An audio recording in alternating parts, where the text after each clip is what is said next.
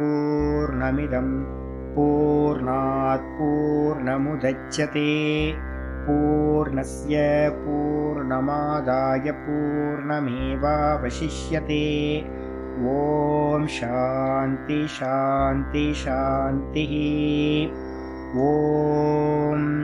गुरुर्ब्रह्मा गुरुर्विष्णुर्गुरुर्देवो महेश्वरः गुरुसाक्षात् परं ब्रह्म तस्मै श्रीगुरवे नमः। शङ्करं शङ्कराचार्यं केशवं बादरायणं सूत्रभाष्यकृतौ वन्दे भगवन्तौ पुनः पुनः। ईश्वरो गुरुरात्मेति मूर्तिभेदविभागिने व्योमवद्व्याप्तदेहाय दक्षिणामूर्तये नमः। सदाशिवसमारम्भां शङ्कराचार्यमध्यमाम् अस्मदाचार्यपर्यन्तां वन्दे गुरुपरम्पराम्। ॐ यो ब्रह्माणं विदधाति पूर्वं यो वै वेदांश्च प्रहिणोति तस्मै तं हदेवमात्मबुद्धिप्रकाशं मुमुक्षुर्वै शरणमहं प्रपद्ये। ॐ शान्ति शान्ति शान्तिः। ॐ असतो मा सद्गमय तमसो मा ज्योतिर्गमय मृत्योर्मामृतं गमय। ॐ शान्ति शान्ति शान्तिः।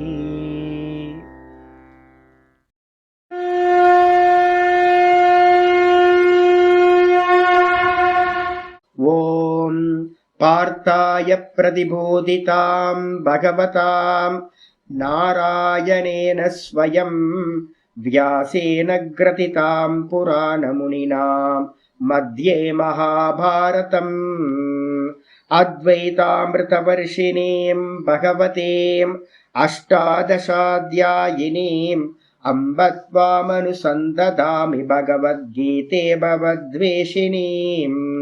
नमोऽस्तु ते व्यासविशालबुद्धें पुल्लारविन्दायतपत्रनेत्रम् येन त्वया भारततैलपूर्णः प्रज्वालितो ज्ञानमयप्रदीपः।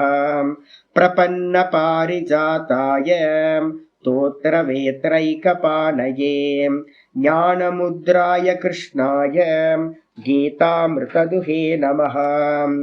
वसुदेवसुतं सर्वोपनिषदो गावः दोग्धा गोपालनन्दनः पार्थो वत्ससुधीर्भोक्तां दुग्धं गीतामृतं महत्। वसुदेवसुतं देवं कंसचाणूरमर्दनं देवकी परमानन्दं कृष्णं वन्दे जगद्गुरुं। भीष्मद्रोणतटा जयद्रथजलां गान्धारनीलोत्पलां शल्यग्राहवती कृपेण वहनी कर्णेन वेलाकुलाम् अश्वत्थामविकर्णघोरमकरां दुर्योधनावर्तिनीं सोत्तीर्णा खलु पाण्डवैरननदीं कैवर्तककेशवः। पाराशर्यवचः सरोजममलं गीतार्थगन्धोत्कटं नानाख्यानककेसरं हरिकथां सम्बोधनाबोधितम्। लोके सज्जनषट्पदैरहरहः पेपेयमानं मुदा भूयाद्भारतपङ्कजं कलिमलं प्रध्वंसिनः श्रेयसे। मूकं करोति वाचालं पङ्गुं लङ्घयते गिरिं यत्कृपातमहं वन्दे परमानन्दमाधवम्। यं ब्रह्मा वरुणेन्द्ररुद्रमरुतः स्तुन्वन्ति दिव्यैस्तवैः वेदैः साङ्गपदक्रमोपनिषदैः गायन्ति यं सामगाः ध्यानावस्थिततद्गतेन मनसां पश्यन्ति यं योगिनः यस्यान्तं न विदुःसुरासुरगणाः। देवाय तस्मै नमः, देवाय तस्मै नमः। श्रीकृष्णाय परमात्मने नमः। श्रीकृष्ण कृष्ण कृष्ण। ॐ नारायण परो व्यक्तात् अण्डमव्यक्तसम्भवम् अण्डस्यान्तस्विने लोकाः सप्तद्वीपा च मेदिनी। ॐ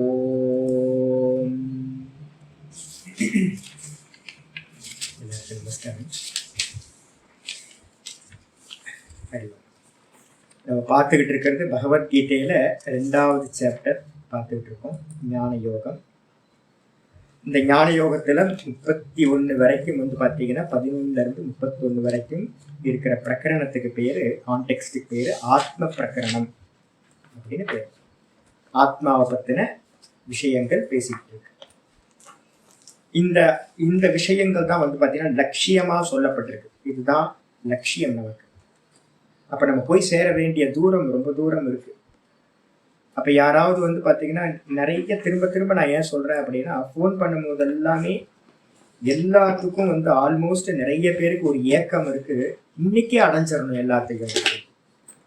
2 minutes நூடுல்ஸ் மாதிரிலாம் வந்து பாத்தீங்கன்னா இந்த ஆத்ம வித்யா பண்ண முடியாது.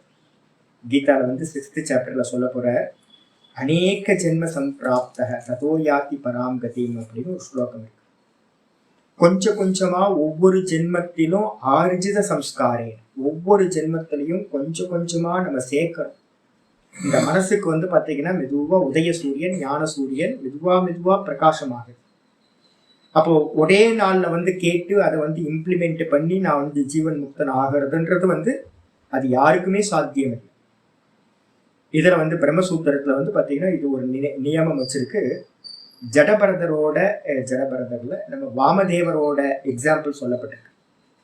அம்மாவோட கர்ப்பத்தில் இருக்கும் போதே வாமதேவருக்கு வந்து பாத்தீங்கன்னா ஞானமானது பூரணமா இருந்துச்சு அப்படின்னு சொல்லுது.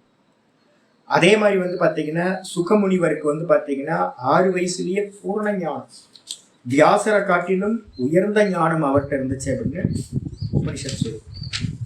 அப்ப எப்படி அதை பத்தி விசாரம் பண்ண வருது.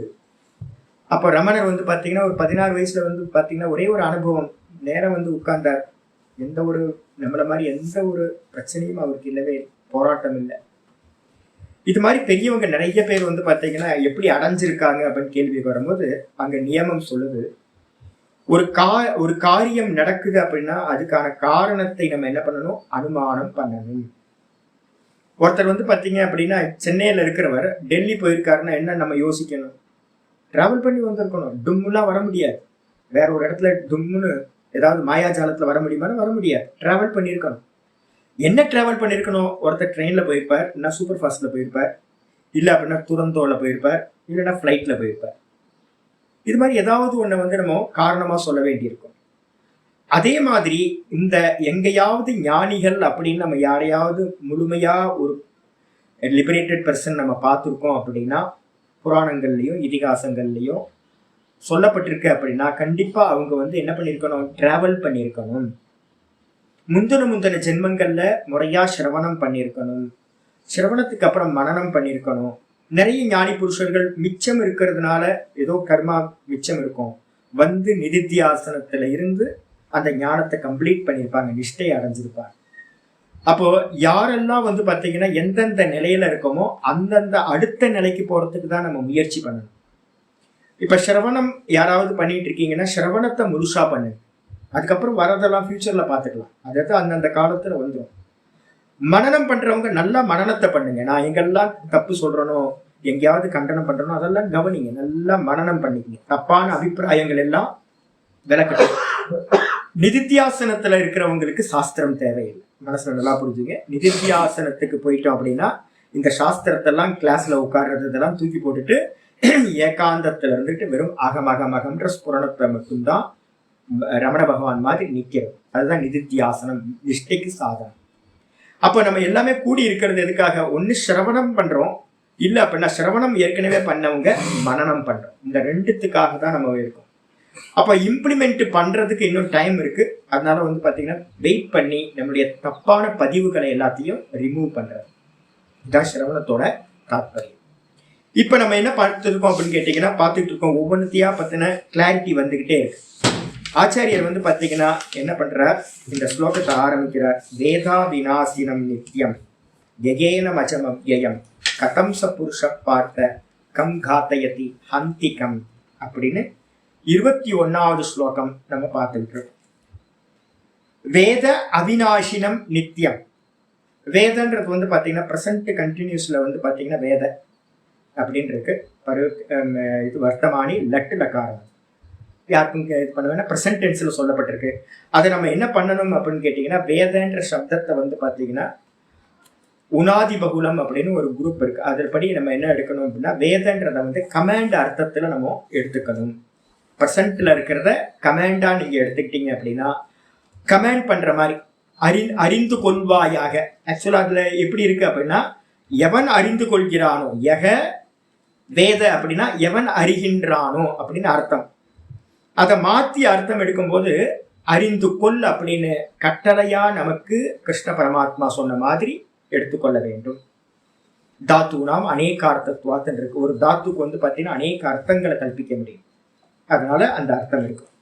எப்படி என்னை அறிந்து கொள்ள வேண்டும் அப்படின்னு கேட்டீங்கன்னா, எவன் தன்னை அவிநாசி நான் அழியாதவன், நித்தியம் நித்தியமானவன், அஜம் பிறப்பில்லாதவன், அவ்யயம் தேய்வில்லாதவன் அப்படின்னு எவன் அறிகின்றானோ, எந்த ஞானி புருஷன் அறிகின்றானோ அவன் வந்து பாத்தீங்க அப்படின்னா, அறிகின்றானா என்ன அர்த்தம்? நான் ஏற்கனவே சொல்லியிருக்கேன், வேதன்ற தாத்து வித்துன்ற தாத்து அனுபவமா அறிதல் அப்படின்ற அர்த்தத்துல பயன்படும்.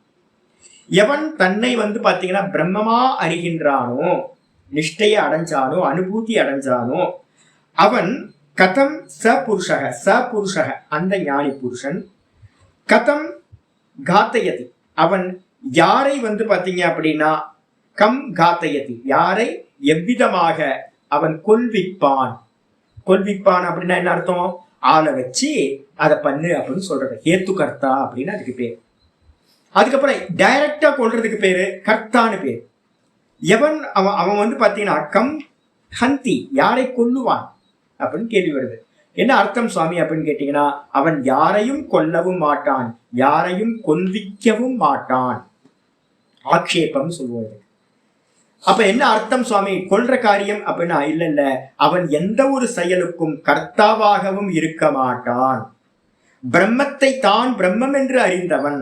நான் வெறும் பியூர் கான்சியஸ்னஸா இருக்கேன், நான் நித்தியமானவன், பிறப்பில்லாதவன், இறப்பில்லாதவன் அப்படின்னு எவன் தன்னை பிரம்ம ரூபமாகவே அறிகின்றானோ, கான்சியஸ்னஸா அறிகிறானோ, அவனுக்கு தேகம் இருக்குமா?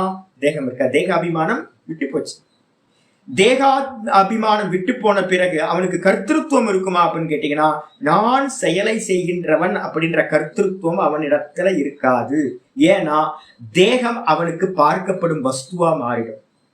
தேகத்துல நடக்கிற எந்த காரியத்தையும் தான் செய்கிறேன் அப்படின்னு அவன் என்ன பண்ண மாட்டான்? ஸ்வீகாரம் பண்ணிக்க மாட்டான் ஞானி புருஷன்.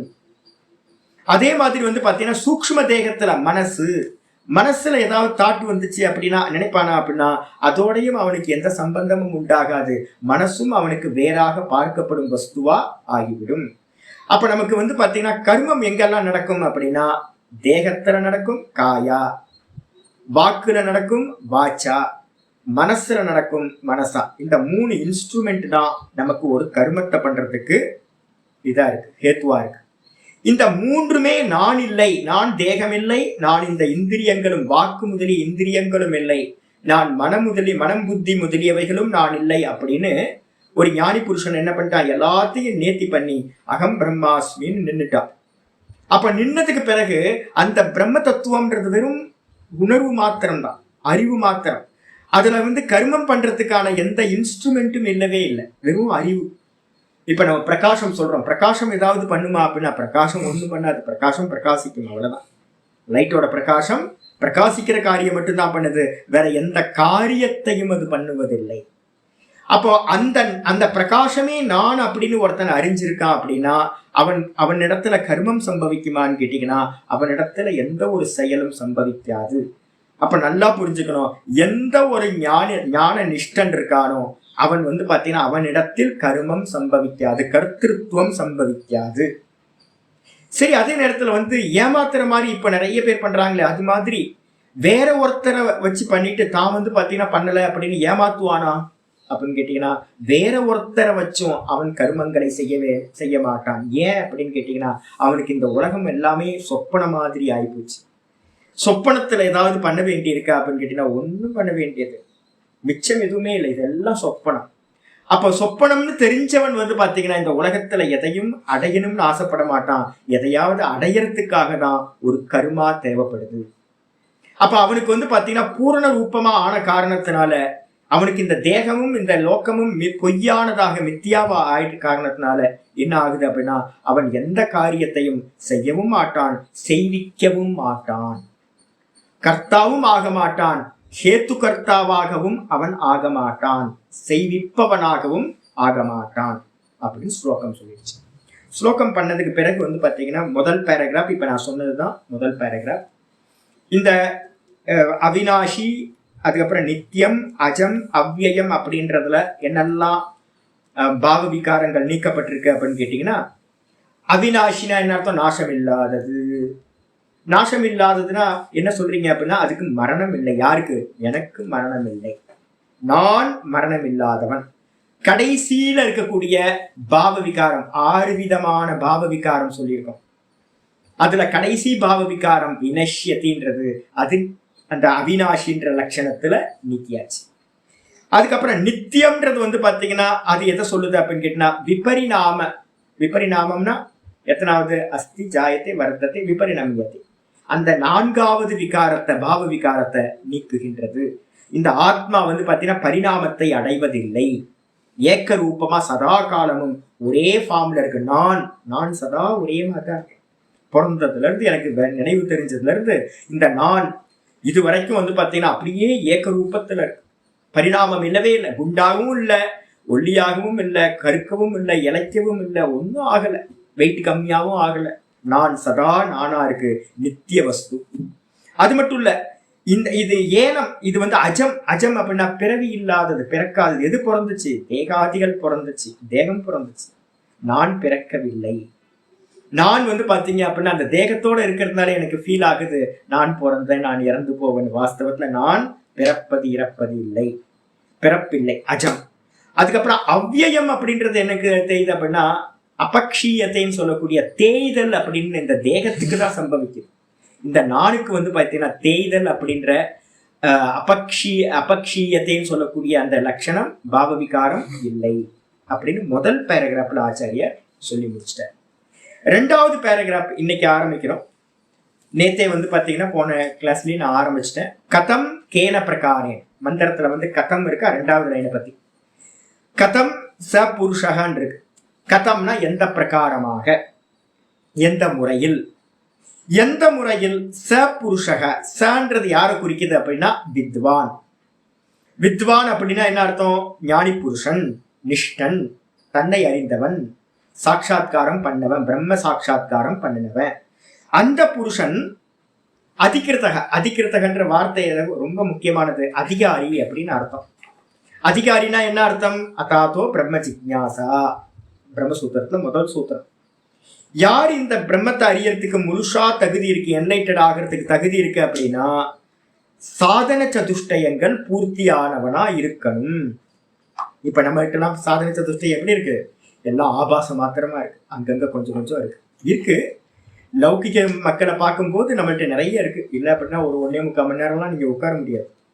நான் சொல்ற நிறைய வார்த்தைகள் வந்து ஐயோ சாமி போர் அடிக்கிறாரே அப்படின்னு போயிடுவீங்க. அப்போ நீங்க உட்கார்ந்து பாடம் கேட்குறீங்கன்னாவே என்ன அர்த்தம்? சாதன சதுஷ்டயம் ஓரளவு இருக்கு, ஆனா பூர்த்தியாக. ஆனா இந்த ஞானி புருஷன் எப்படிப்பட்டவன் அப்படின்னு கேட்டீங்கன்னா சிரவணத்தினாலையும் மனனத்தினாலையும் அதுக்கப்புறம் வந்து பாத்தீங்கன்னா அவன் நல்லா வந்து பாத்தீங்கன்னா சாதன சதுஷ்டயங்களை விருத்தி பண்ணி அதை வந்து அனுபூதி பண்ணவன். அனுபூதி பண்ணவனுக்கு பேரு அதிகாரி அப்படின்னு பேரு. நல்ல சாதன சதுஷ்டயங்களை கை கொண்டவன் அப்படின்னு அர்த்தம். அந்த அதிகாரியா இருக்கிறவன் தான் என்ன பண்றான்? ஆத்மாவை அனுபூதி பண்றான். எங்க சுவாமி எடுத்தீங்க அப்படின்னா பிருகதாரண்யத்துல ஒரு மந்திரம் இருக்கு. பிருகதாரண்யத்துல வந்து என்ன சொல்லுது அப்படின்னு கேட்டீங்கன்னா 4:4:23 ஒரு மந்திரம் இருக்கு. அது சொல்லுது ச ஏவம் வித் ஆத்மனோ பாப்பேன கர்மனா ந கனியான் புண்ணியன ந வர்த்ததே மந்திரம் சொல்லுது, இந்த ஆத்மா வந்து பாத்தீங்க அப்படின்னா புண்ணிய கருமங்களால் வளருவதில்லை, பாப்ப கருமங்களால் தேய்வதில்லை. புண்ணிய பாப்பம் எல்லாமே இந்த தேகத்துக்கும் சூக்ஷ்ம தேகத்துக்கும் தான் வந்து பாத்தீங்கன்னா பாதிக்குது. ஆனா நான் வந்து பாத்தீங்கன்னா புண்ணிய பாப்பங்களால் தொடப்பட முடியாதவன். எனக்கு புண்ணியம் பாப்பம் எதுவுமே இல்லை. இந்த தேகத்துல புண்ணியம் வருது, பாப்பம் வருது, மனசுக்கு புத்திக்கு எல்லாத்துக்கும் புண்ணிய பாப்பம் இருக்கு. ஆனா நான் வந்து பாத்தீங்கன்னா புண்ணிய பாப்பங்களால் சம்பந்தப்படாதவனா இருக்கேன் அப்படின்னு தெரிஞ்சுக்கிட்டு, குருநாதர் மூலமா இந்த வேதாந்தத்தை நல்ல முறையில தெரிஞ்சுக்கிட்டு என்ன பண்றான் அப்படின்னு கேட்டீங்கன்னா சொல்லுது, ஏவம் விது சாந்தோ தாந்தோ உபரத திதிக்ஷு சமாஹிதோ பூத்வா ஆத்மனி ஏவ ஆத்மானம் பஷ்யதி சர்வம் ஆத்மானம் பஷ்யதி. ஒரு மந்திரம் பிருகதாரண்யத்துல. இப்போ அறகுறையா இருக்கு பாத்தீங்களா, நம்மள்ட்ட வந்து பாத்தீங்க அப்படின்னா சாதன சதுஷ்டயம் ஃபுல்ஃபில் ஆகல. அப்ப ஃபுல்ஃபில் ஆகல அப்படின்னும் போது என்னது, முறையா வேதாந்தத்தை கேட்டுக்கிட்டே வரும். ஒரு நீண்ட காலம் அபியாசம் பண்ண பண்ண பண்ண சிரவணம் மனனம் எல்லாம் பண்ணிக்கிட்டே வரும். நிஷ்காமிய கர்மயோகமும் கூட பண்ணிக்கிட்டே வரும். நல்ல ஓங்கார உபாசனையும் நல்லா பண்ணிக்கிட்டே வரும். பண்ண பண்ண பண்ண அந்த கரணம் வந்து பாத்தீங்கன்னா நல்ல பியூரிட்டி ஆக ஆக ஆக இப்ப நான் சொல்ற அந்த ஞான விஷயங்கள், நான் அப்படின்றத பத்தி நான் எதையெல்லாம் சொல்றேனோ அந்த நான் அப்படின்றது என்ன பண்ணும், மெதுவா மெதுவா மெதுவா தடைகள் நீங்க நீங்க நீங்க நமக்கு உள்ளார ஸ்புரிக்க ஆரம்பிச்சிடும். பூரணமா வந்து பாத்தீங்கன்னா அந்த சமாஹித சித்தம்னு சொல்றோம், சமாதானம், மனசு வந்து சமாதானத்தை அடைஞ்ச மாத்திரத்துல சொல்லப்பட்ட லட்சணங்கள் எல்லாம் நான் தான் எல்லாமா இருக்கேன் அப்படின்ற அனுபவமானது ஒருத்தருக்கு உண்டாகுது. தன்னிடத்திலேயே அவன் தன்னை பார்க்கிறான், சர்வத்தையும் அவன் தானாக பார்க்கிறான் அப்படின்னு மந்திரம் சொல்லுது. அப்ப எங்க போனாலும் வந்து பாத்தீங்கன்னா அதிகாரி முக்கியமானது வந்து பாத்தீங்கன்னா ஞானம் அடையணும் அப்படின்னா அந்த அதிகாரித்துவம் ரொம்ப முக்கியம். எவன் அதிகாரியோ அந்த வித்வான், அவன் என்ன பண்றான், அந்த புருஷன் ஞானத்தை அடைந்தவன். ஹந்தி ஹனனக்கிரியாம் கரோதி கேன பிரகாரேன ஹனனக்கிரியாம் கரோதி, அவன் எந்த விதமா வந்து பாத்தீங்கன்னா அந்த கொல்லுதல்ன்ற காரியத்தை செய்வான். கதம் வா காத்தயதி, அவன் அந்த கொலை தொழிலை வந்து பாத்தீங்கன்னா யாரையாவது வச்சு அந்த ஹிட் எடுத்து அந்த அந்த கரப்பாம்பூச்சிலாம் கொல்லுங்கச்சின்னு சொல்லுவானா அப்படின்னா சொல்ல மாட்டான். அந்த குரங்கு எடுத்து நல்ல 4 அடிங்கச்சி சொல்லுவோமா, சொல்ல மாட்டான். அந்த நாயை பிடிச்சி அடிங்க, சுடுதண்ணி எடுத்து ஊத்துங்க அந்த நாய் மேல. நிறைய பேர் பண்றாங்க, சுடுதண்ணி எடுத்து ஊத்துறது, பூனை மேல சுடுதண்ணி ஊத்துறது. எலியை வந்து பாத்தீங்கன்னா பிடிக்கிறதுக்கு வந்து பாத்தீங்கன்னா அந்த அந்த ஒரு கம் இருக்கிற ஒரு பேடு ஒன்று இருக்கு, ஐயோ அதை போட்டு கொல்றது. இது மாதிரி சின்ன சின்ன எறும்பு மருந்து போட்டு வந்து எறும்புகளை கொல்றது. இது மாதிரி பண்ணுவானா அப்படின்னு கேட்டீங்கன்னா அவன் பண்ணவும் மாட்டான், அவன் பண்ண வைக்கவும் மாட்டான். ஒரு சின்ன சின்ன ஜீவராசியே பண்ண மாட்டான் அப்படின்னா பெரிய மனுஷங்களை பண்ணுவானா அப்படின்னா பண்ண மாட்டான் அப்படின்னு வந்து பாத்தீங்கன்னா சொல்லியாச்சு. இது நேத்து வரைக்கும் பாட்டான். அப்போ ஒரு பூரணமான ஞானி புருஷன், ஞான நிஷ்டன் எந்த உயிர்களையும் கொல்ல மாட்டான், எந்த உயிர்களையும் கொல்விக்கவும் மாட்டான். ஆச்சாரியர் அடுத்து ஆரம்பிக்கிறார். ந கதஞ்சித்து கிஞ்சித்து ஹந்தி ந கதஞ்சித்து கிஞ்சித்து காத்தயதி. ஆச்சாரியர் சொல்றாரு, இன்னைக்கு பாட்டம் இங்க இருந்து ஆரம்பிக்குது. என்ன சொல்ல வரீங்க அப்படின்னா, எந்த முறையிலும் கதஞ்சித்து, எந்த முறையிலும் கிஞ்சித்து, யாரையும் இந்த ஞானி புருஷன் ந ஹந்தி கொல்ல மாட்டான். எந்த பிரகாரத்திலும் எந்த முறையிலும் எவரையும் இந்த ஞானி புருஷன் கொல்ல மாட்டான். அடுத்தது ந கதஞ்சித்து கிஞ்சித்து காத்தயதி, அவன் எந்த ஒரு ஜீவராசிகளையும் கொல்விக்கவும் மாட்டான். எந்த பிரகாரத்திலும் எந்த முறையிலும் வந்து பாத்தீங்கன்னா கொல்விக்கவும் மாட்டான், கொல்லவும் மாட்டான், கொல்விக்கவும் மாட்டான் அப்படின்னு வந்து பாத்தீங்கன்னா இது உபயத்திர ஆக்ஷேப ஏவ. அதை வந்து பாத்தீங்கன்னா மந்திரத்துல இருக்கிறத வந்து கதம், அது வந்து ஒரு கேள்விக்கான சப்தம். கம் யாரை, எவ்விதமாக, இதெல்லாம் வந்து பாத்தீங்கன்னா கேள்வி கேட்கறது. இந்த இடத்துல கேள்வி கேட்கறதா அர்த்தம் எடுக்கணுமா அப்படின்னு கேட்டீங்கன்னா ஆச்சாரிய சொல்றாரு, உபயத்திர ஆக்ஷேப ஏவ அர்த்தக பிரஷ்னார்த்த அசம்பவாத். ஆச்சாரிய தெளிவா சொல்றாரு, இந்த இடத்துல கேள்வி கேட்கறதா அர்த்தம் எடுக்கக்கூடாது. எப்படிப்பா அந்த ஞானி புருஷன் கொல்விப்பான் அப்படின்னு மெத்தடையா கேட்கிறான், மெத்தடை கேட்கல. யாரை கொல்லுவான் அப்படின்னு கேள்வியா கேட்கல. அப்ப என்ன அர்த்தம் எடுக்கணும் அப்படின்னா, ஆக்ஷேபத்துக்கும் கேள்விக்கும் அந்த தொனி, கேட்கிற தொனி மாறும். எப்படி மாறும், அவர் யாரை கொன்னார் அப்படின்னு கேட்டா அந்த கேள்வி கேட்கிற மாதிரி, அந்த ஞானி புருஷர் யாரை கொன்னார் அப்படின்னு. அதே விஷயத்த வேற மாதிரி தொனியில கேட்டீங்கன்னா அவர் எப்படிங்க கொல்லுவாரு, அப்படின்னு கேட்டா என்ன ஆகும்? அவர் எப்படிங்க கொல்லுவாரு, யாருங்க கொல்லுவாரு அவரு அப்படின்னு கேள்வி கேட்டதா? அப்போ கேள்வி கேட்டா அதுக்கு ஆன்சர் கிடைக்கும். இந்த ஆக்ஷேபார்த்தம் எதுக்கு அப்படின்னு கேட்டீங்கன்னா, அவர் செய்ய மாட்டார் அப்படின்றத உணர்த்துறதுக்காக சொல்லப்பட்டது. ஆக்ஷேபம்னு அர்த்தம். அவர் எப்படிங்க கொல்லுவாரு? அந்த ஞானி புருஷன் தன்னையே சர்வமா பார்க்கிற அந்த ஞானி புருஷன் யாரு கொல்லுவாரு, எப்படி கொல்விப்பார், ஆளை வச்சு கொல்லுவாரா? பண்ண மாட்டார் அப்படின்னு இந்த அர்த்தத்தை முடிச்சு. அதுக்கப்புறம் ஆச்சாரியர் பாத்தீங்கன்னா இங்க இருந்து சாஸ்திரத்தோட முக்கியமான மர்மங்களை சொல்றதுக்காக பாஷ்யத்தை ஆரம்பிக்கிறார். இந்த பகுதியில இருந்து நல்லா நீங்க புரிஞ்சுக்கிட்டீங்க அப்படின்னா ரொம்ப கிளாரிட்டி வேணும். உங்களோட பாதம் முடிகிற வரைக்கும் இந்த இந்த இந்த ஸ்லோகத்துல இருக்கக்கூடிய இந்த சாஸ்திரார்த்தம் ரொம்ப உபயோகப்படும். என்னது பார்ப்போம். ஹேத்வர்த்தஸ்ய அவிக்கிரியத்வஸ்ய துல்யத்வாத் விதுஷக சர்வகர்ம பிரதிஷேத ஏவ பிரகரணார்த்தக அபிப்ரேதோ பகவதः. பகவானோட அபிப்பிராயம் என்னப்பா அப்படின்னு கேள்வி கேட்டீங்கன்னா, பகவானோட அபிப்பிராயம் என்னன்னு கேட்டீங்கன்னா, ஒரே ஒரு வாக்கியம் முண்டகோபனிஷத்துல ஒன்று சொல்லுவோம். முண்டகோபனிஷத்துல என்ன மந்திரம் இருக்கு அப்படின்னு கேட்டீங்கன்னா, முண்டகோபனிஷத்துல 3:2:9 3:2:9 முண்டகோபனிஷத்துல இருக்கு. பிரம்ம வேத பிரம்மைவ பவதி அப்படின்னு ஒரு வாக்கியம் இருக்கு. பிரம்மத்தை அறிந்தவன் பிரம்மமாகவே ஆகின்றான் அப்படின்னு. பிரம்மத்தை அறிந்தவன் வேற ஒன்னா ஆகிறது இல்ல, பிரம்மத்தை அறிந்தவன் பிரம்மமாகவே ஆகின்றான். இந்த பிரம்மத்தை அறிஞ்ச மாத்திரத்துல என்ன ஆகுது அப்படின்னா, மற்றதெல்லாம் நாம ரூபங்கள் எல்லாம் அதுல இருக்கக்கூடிய ஆத்ம புத்தி என்ன ஆயிடும், போயிடும். நான் இது வரைக்கும் நான் என்ன நினைச்சுக்கிட்டு இருக்கேன், இந்த தேகம் தான் நான், இந்த தேகம் தான் நான் நினைச்சுக்கிட்டு இருக்கேன். இந்த தேகத்தை பாத்தீங்கன்னா நான் நினைக்கிற வரைக்கும் பாத்தீங்கன்னா அந்த பிரம்மம் அறியப்படாம தான் இருக்கு.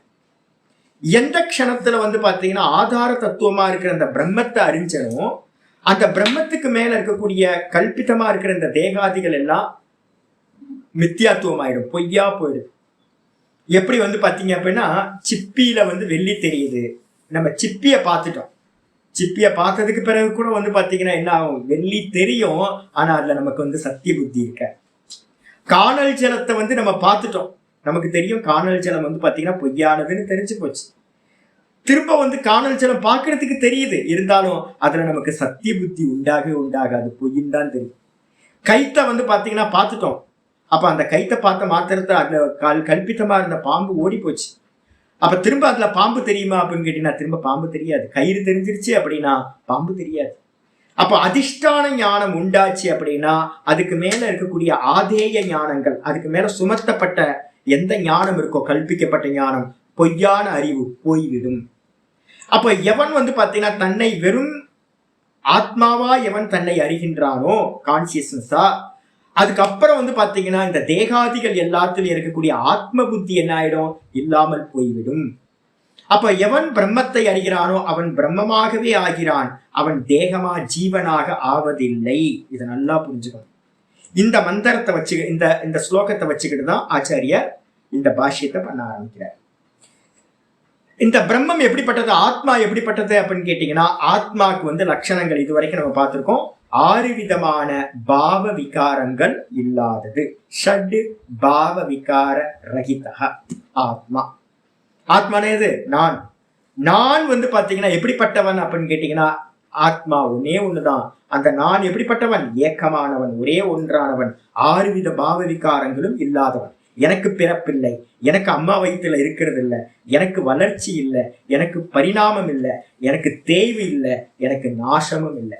அப்ப நான் எப்படிப்பட்டவன் அப்படின்னு கேட்டீங்கன்னா, நான் வெறும் சச்சிதானந்தமா இருக்கேன் அப்படின்னு அறிதல் தான் ஞானம். அப்போ இந்த இடத்துல கேள்வி வருது என்னன்னு கேட்டீங்கன்னா, ஹேத்வர்த்தஸ்ய அவிக்கிரியத்வஸ்ய, இந்த ஆத்மா எப்படிப்பட்டதுன்னு யாராவது கேட்டாங்கன்னா அவிகாரி அப்படின்னு லட்சணம். அவிகாரினா என்ன அர்த்தம், விகாரம் இல்லாதது. நான் ஏதாவது யோசிச்சு பாருங்க, நான்ல ஏதாவது சேஞ்ச் நடக்குதா, தேகத்துல நடக்குது. சதா தேகம் மாறிக்கிட்டே இருக்கு.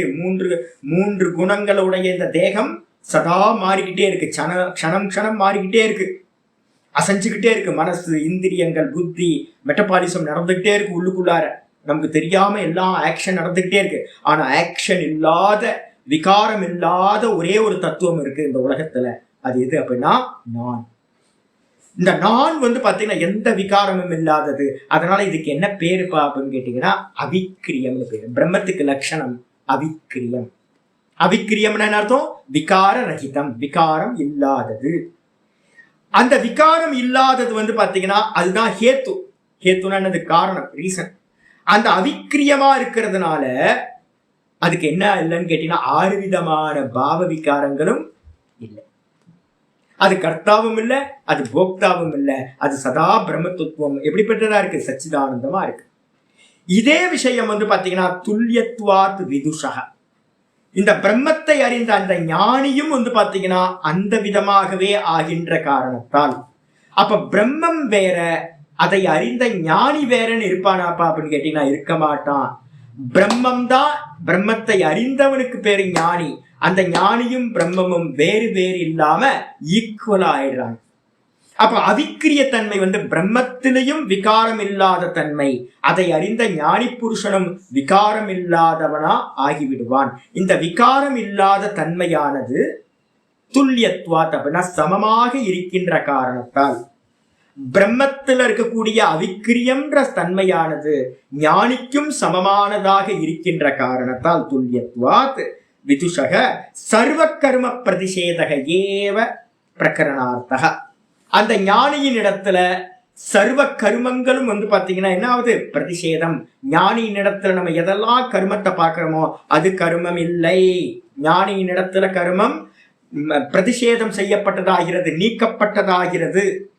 அப்ப ஞானிட்ட கர்மம் இருக்குமா சுவாமினா இருக்காது. எந்த ஞானிட்டே இருக்கா? சங்கரர் பண்ணாரே, இவ்வளவு கிரந்தம் பண்ணியிருக்கார், இவ்வளவு பாஷ்யம் பண்ணியிருக்கார். யாரோட பார்வையில?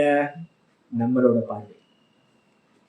நம்மளோட பார்வையில தான் வந்து பாத்தீங்க அப்படின்னா சங்கரர் வந்து பாத்தீங்கன்னா பாரத யாத்திரை எல்லாம் பண்ணார், துர்மதங்களை எல்லாத்தையும் பராஜயம் பண்ணார். அவர் தான் நிறைய பாஷ்யங்களை பண்ணார் நம்ம சொல்றோம். வியாசர் வந்து பாத்தீங்கன்னா 18 புராணங்களை பண்ணார். இது மாதிரி பெரியவங்களை எல்லாத்தையும், குருமார்களை எல்லாத்தையும் நம்ம என்ன பண்றோம்? பெரிய ஞானி புருஷர்கள் எல்லாம் இவர் பண்ணார், அதை பண்ணார், இதை பண்ணார் நம்ம சொல்றோம். அது பொருத்துமா அப்படின்னு கேட்டீங்கன்னா பொருந்தாது. அஞ்ஞானிகளோட நிலையில பார்வையில வந்து பாத்தீங்கன்னா ஞானி புருஷர்கள் கர்மம் பண்ற மாதிரி தெரியுது.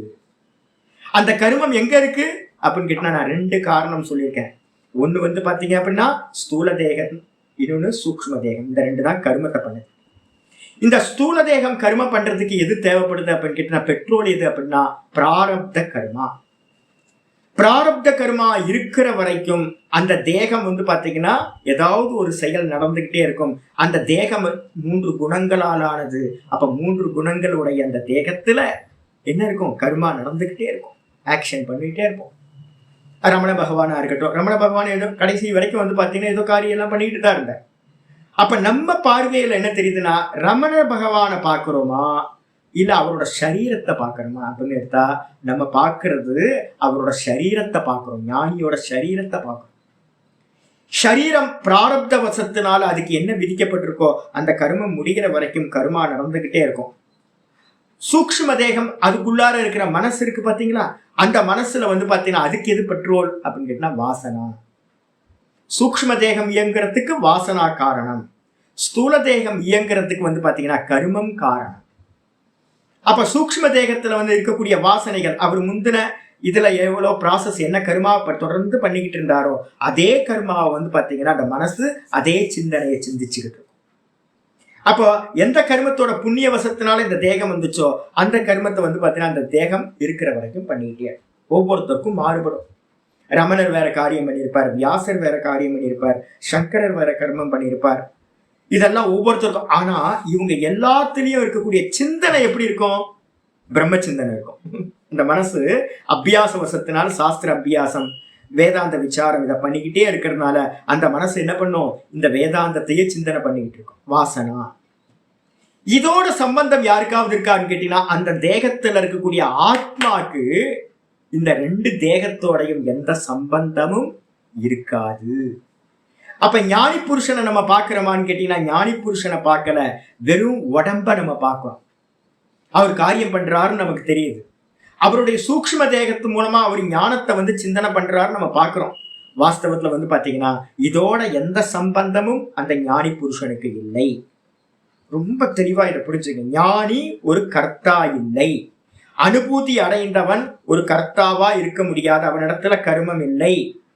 ஏன் அப்படின்னு கேட்டீங்கன்னா, நிறைய கர்மங்கள்லாம் வந்து பண்ண வச்சிருக்காங்களே அப்படின்னா அவங்க யாரையும் எந்த கர்மத்தையும் பண்ண வைக்கவும் இல்லை, அவங்க எந்த கர்மத்தை பண்ணவும் இல்லை.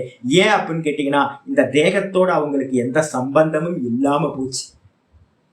அப்ப தேகத்தை நம்ம பார்த்து அவர் கர்மம் பண்றாருன்னு நம்ம சொல்றோம், அது பொய்யானது.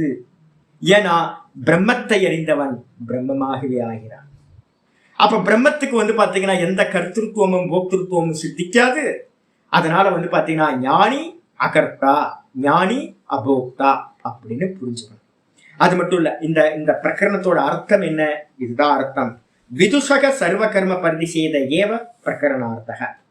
வித்வான் யார்? வித்வான் ஞானி புருஷன். ஞானி புருஷனுக்கு எல்லா கர்மங்களும் இந்த ஸ்லோகத்துல வந்து பாத்தீங்கன்னா பகவான் என்ன பண்ணிருக்காரு? பிரதிஷேதம் பண்ணியிருக்கார். அபிப்ரேதோ பகவதக, பகவானோட அபிப்பிராயம் இதுதான் அப்படின்னு முடியுது. அப்ப நம்ம எப்பவுமே வந்து பாத்தீங்கன்னா பிரம்மத்தை அறிந்தவன் பிரம்மமாகிறான். பிரம்மத்தை அறிந்தவன் திரும்ப ஜீவனா இருக்க முடியாது. நமக்கு என்ன தெரியுங்களா, எல்லாத்துக்கும் நான் ஜீவனாவே இருந்துகிட்டு பிரம்மத்தை அறியணும்னு நினைச்சுக்கிட்டு இருக்கோம். நிறைய ஞானம் ஆரம்பத்துல புதுசா கேட்கிறவங்க எல்லாம் இதை இது பண்ணிக்கணும். பிரம்மத்தை அறிஞ்ச க்ஷணத்துல நீங்க வந்து ஜீவனா இருக்க முடியாது. பிரம்மத்தை அறியாத வரைக்கும் தான் நான் ஜீவன் அப்படின்னு தேகம் அப்படின்ற தேகாத்ம புத்தியோட இருக்க முடியும். தேகாத்ம புத்தியோட இருந்துகிட்டு ஒருத்தன் வந்து பிரம்மத்தை அறிதல் என்பது முடியவே முடியாது. இந்த புரிஞ்சு ஆச்சாரியர் அதுக்கு அடுத்து இந்த விஷயத்தை ரொம்ப டெவலப் பண்றாரு. ஹந்தே தூ ஆக்ஷேப உதாகரண அர்த்தத்வேன, இந்த கொல்லுதல் தொழில் தானே இங்க சொல்லியிருக்கு. ஹனனம் ஹந்தே அப்படின்னா ஹந்தி ஹந்தின்னு இருக்கே, காத்தயத்தி ஹந்தி அப்படின்னா கொல்லுதல் செயல். ஏன் கொல்ற காரியத்தையே ஆச்சரியர் பேசிட்டு இருக்க? போர்க்களத்துல வேற என்ன கத்திரிக்காய் இருக்கிறது பேச முடியும்? இல்ல பெயிண்டிங் பண்றத பேச முடியுமா? இல்ல மியூசிக் பண்றத பேச முடியுமா? யுத்த பூமியில வந்து பாத்தீங்கன்னா இருந்துட்டு உபதேசம் நடக்குது. அப்ப யுத்த பூமியில நடக்கிற காரியம் என்னது அப்படின்னு கேட்டா கொல்ற காரியம். அப்ப கொல்ற காரியத்தை வந்து பாத்தீங்கன்னா இங்க உதாகரணமா எடுத்துக்கணும். முடிய நம்ம எல்லாம் கொல்றத பத்தி எல்லாம் இங்க பேச்சு இல்லை. நம்ம எல்லாம் டெய்லியா கொண்டுகிட்டே இருக்கோம், இல்ல யுத்த பூமியில இருக்கோமா? இல்ல. அப்ப அங்க ஆச்சாரியர் ரொம்ப சொல்றாரு ஹந்தே தூ. ஹந்தே தூனா அனனக்கிரியா இங்க சொல்லப்பட்டது, கொல்லும் தொழில் இங்க சொல்லப்பட்டது. ஆக்ஷேபக, ஆக்ஷேபகனா அவர் அவர் வந்து எப்படி கொல்லுவார், எப்படி கொல்விப்பார் அப்படின்னு கேள்வி கேட்டது வந்து பாத்தீங்கன்னா இங்க ஆக்ஷேபம் அது வந்து உதாகரணார்த்தத்துவேன ஸ்வீக்கிரியதை. அது உதாகரணம் தான். உதாகரணம் என்ன அர்த்தம்? எல்லா காரியத்தையும் போட்டுக்கணும், எல்லா காரியத்தையும். அந்த ஞானி புருஷன் எந்த காரியத்தை செய்வான்? கொல்றதை மட்டும் எடுக்காதீங்க. எந்த காரியத்தையும் அவன் செய்ய மாட்டான். எந்த காரியத்தை செய்விப்பான் அப்படின்னு கேள்வி. எந்த காரியத்தையும் அவன் செய்விக்கவும் மாட்டான். அவன் கர்த்தாவாகவும் இருக்க மாட்டான், அவன் ஹேத்து கர்த்தாவாகவும் இருக்க மாட்டான் என்பது அர்த்தம். அப்ப நம்ம எல்லாம் போட்டுக்கணும். என்னன்னு கேட்டீங்கன்னா ஞானி புருஷன் எந்த காரியத்தையும் செய்ய மாட்டான். முடிச்சு போச்சு. அதுக்கப்புறம் ஆச்சாரிய சொல்ற விதுஷக கம் கர்ம அசம்பவே ஹேத்து விசேஷம் பஷ்யன் கர்மாணி ஆக்ஷிபதி பகவான் கம்ச புருஷக இது. பூர்வபக்ஷி. நம்ம இனிமே வந்து பாத்தீங்கன்னா பூர்வபக்ஷி சித்தாந்தி, பூர்வபக்ஷி சித்தாந்தின்னு ரெண்டும் வரப்போகுது. பூர்வபக்ஷி என்ன கேள்வி கேட்கிறான் அப்படின்னா, நம்மள மாதிரி ஒரு சிஷ்யன் வந்து கேள்வி கேட்கிறான், சுவாமி விதுஷக கம் கர்ம அசம்பவே ஹேத்து விசேஷம். வித்வான் ஞானி புருஷன் இடத்துல வந்து பாத்தீங்கன்னா கர்மம் அசம்பவம், கர்மம் சம்பவிக்காது. ஞானி புருஷன்ட்ட என்லைட்டட் சோல்ட்ட வந்து பாத்தீங்கன்னா கர்மம் இருக்காது, கர்மம் சம்பவிக்காது அப்படின்னு கம் ஹேத்து விசேஷம் பஷ்யன், எந்த விசேஷமான காரணத்தை பார்த்து பகவான் வந்து பாத்தீங்கன்னா கர்மத்தை ஆக்ஷேபம் செய்கிறார். கர்மாணி ஆக்ஷிபதி பகவான். பகவான் வந்து பாத்தீங்கன்னா கர்மத்தை எப்படி எந்த ஹேத்து ஸ்பெஷல் ஹேத்துவை வச்சுக்கிட்டு காரணத்தை வச்சுக்கிட்டு ஆக்ஷேபம் பண்றார். கதம்ச புருஷக மந்திரத்துல கதம்ச புருஷக அப்படின்னு இருக்கு. அவன் அந்த புருஷன் எப்படி கொல்வான், எப்படி கொல்விப்பான் அப்படின்னு கேள்வி கேட்கிறீங்களே. ஞானியின் இடத்துல ஏன் சம்பவிக்காது கர்மம்? யாருக்கா கேட்கலாம். ஞானி வந்து பாத்தீங்கன்னா நம்ம பார்த்தோமே சுவாமி, ரமணர்லாம் கத்திரிக்காய் வெட்டி கொடுத்தார், சூப்பர்வைசிங் பண்ணார். பில்டிங் எல்லாம் கன்ஸ்ட்ரக்ஷன் பண்ணும்போது சூப்பர்வைசிங் பண்ணுவார். காலையில 3 மணிக்கு எழுந்திரிச்சு கிச்சன்ல போய் உட்காந்துட்டு கத்திரிக்காய் வெட்டிட்டு இருப்பார். என்ன ஒரு ஆச்சரியமா இருக்கு. மலைக்கு மேல நடந்தார், கோசாலையில போய் உட்காந்து கோவுக்கெல்லாம் வந்து பாத்தீங்கன்னா சேவா பண்ணார். நிறைய பக்தர்களுக்கெல்லாம் பிரவச்சனம் வந்து பாத்தீங்கன்னா அவங்க கேட்கிற கேள்விக்கெல்லாம் பதில் சொன்னார். புக்குக்கெல்லாம் வந்து பாத்தீங்கன்னா ப்ரூஃப் ரீடிங் பண்ணார். இதெல்லாம் நம்ம பார்க்கிறோமே சுவாமி. ஒரு ஞானியின் இடத்துல கர்மம் பார்க்கிறோம். ஆனா நீங்க ஸ்டேட்மெண்ட் சொல்றீங்க ஞானியின் இடத்துல கர்மம் சம்பவிக்காது அப்படின்றீங்க. ஆனா நம்ம பார்வைக்கு வந்து பாத்தீங்கன்னா கர்மம் சம்பவிக்குதே, நம்ம பார்க்கிறோமே. அப்போ என்னோட விஷயம் தப்பு அப்படின்னா எப்படி ஞானியின் இடத்துல கர்மம் சம்பவிக்காது?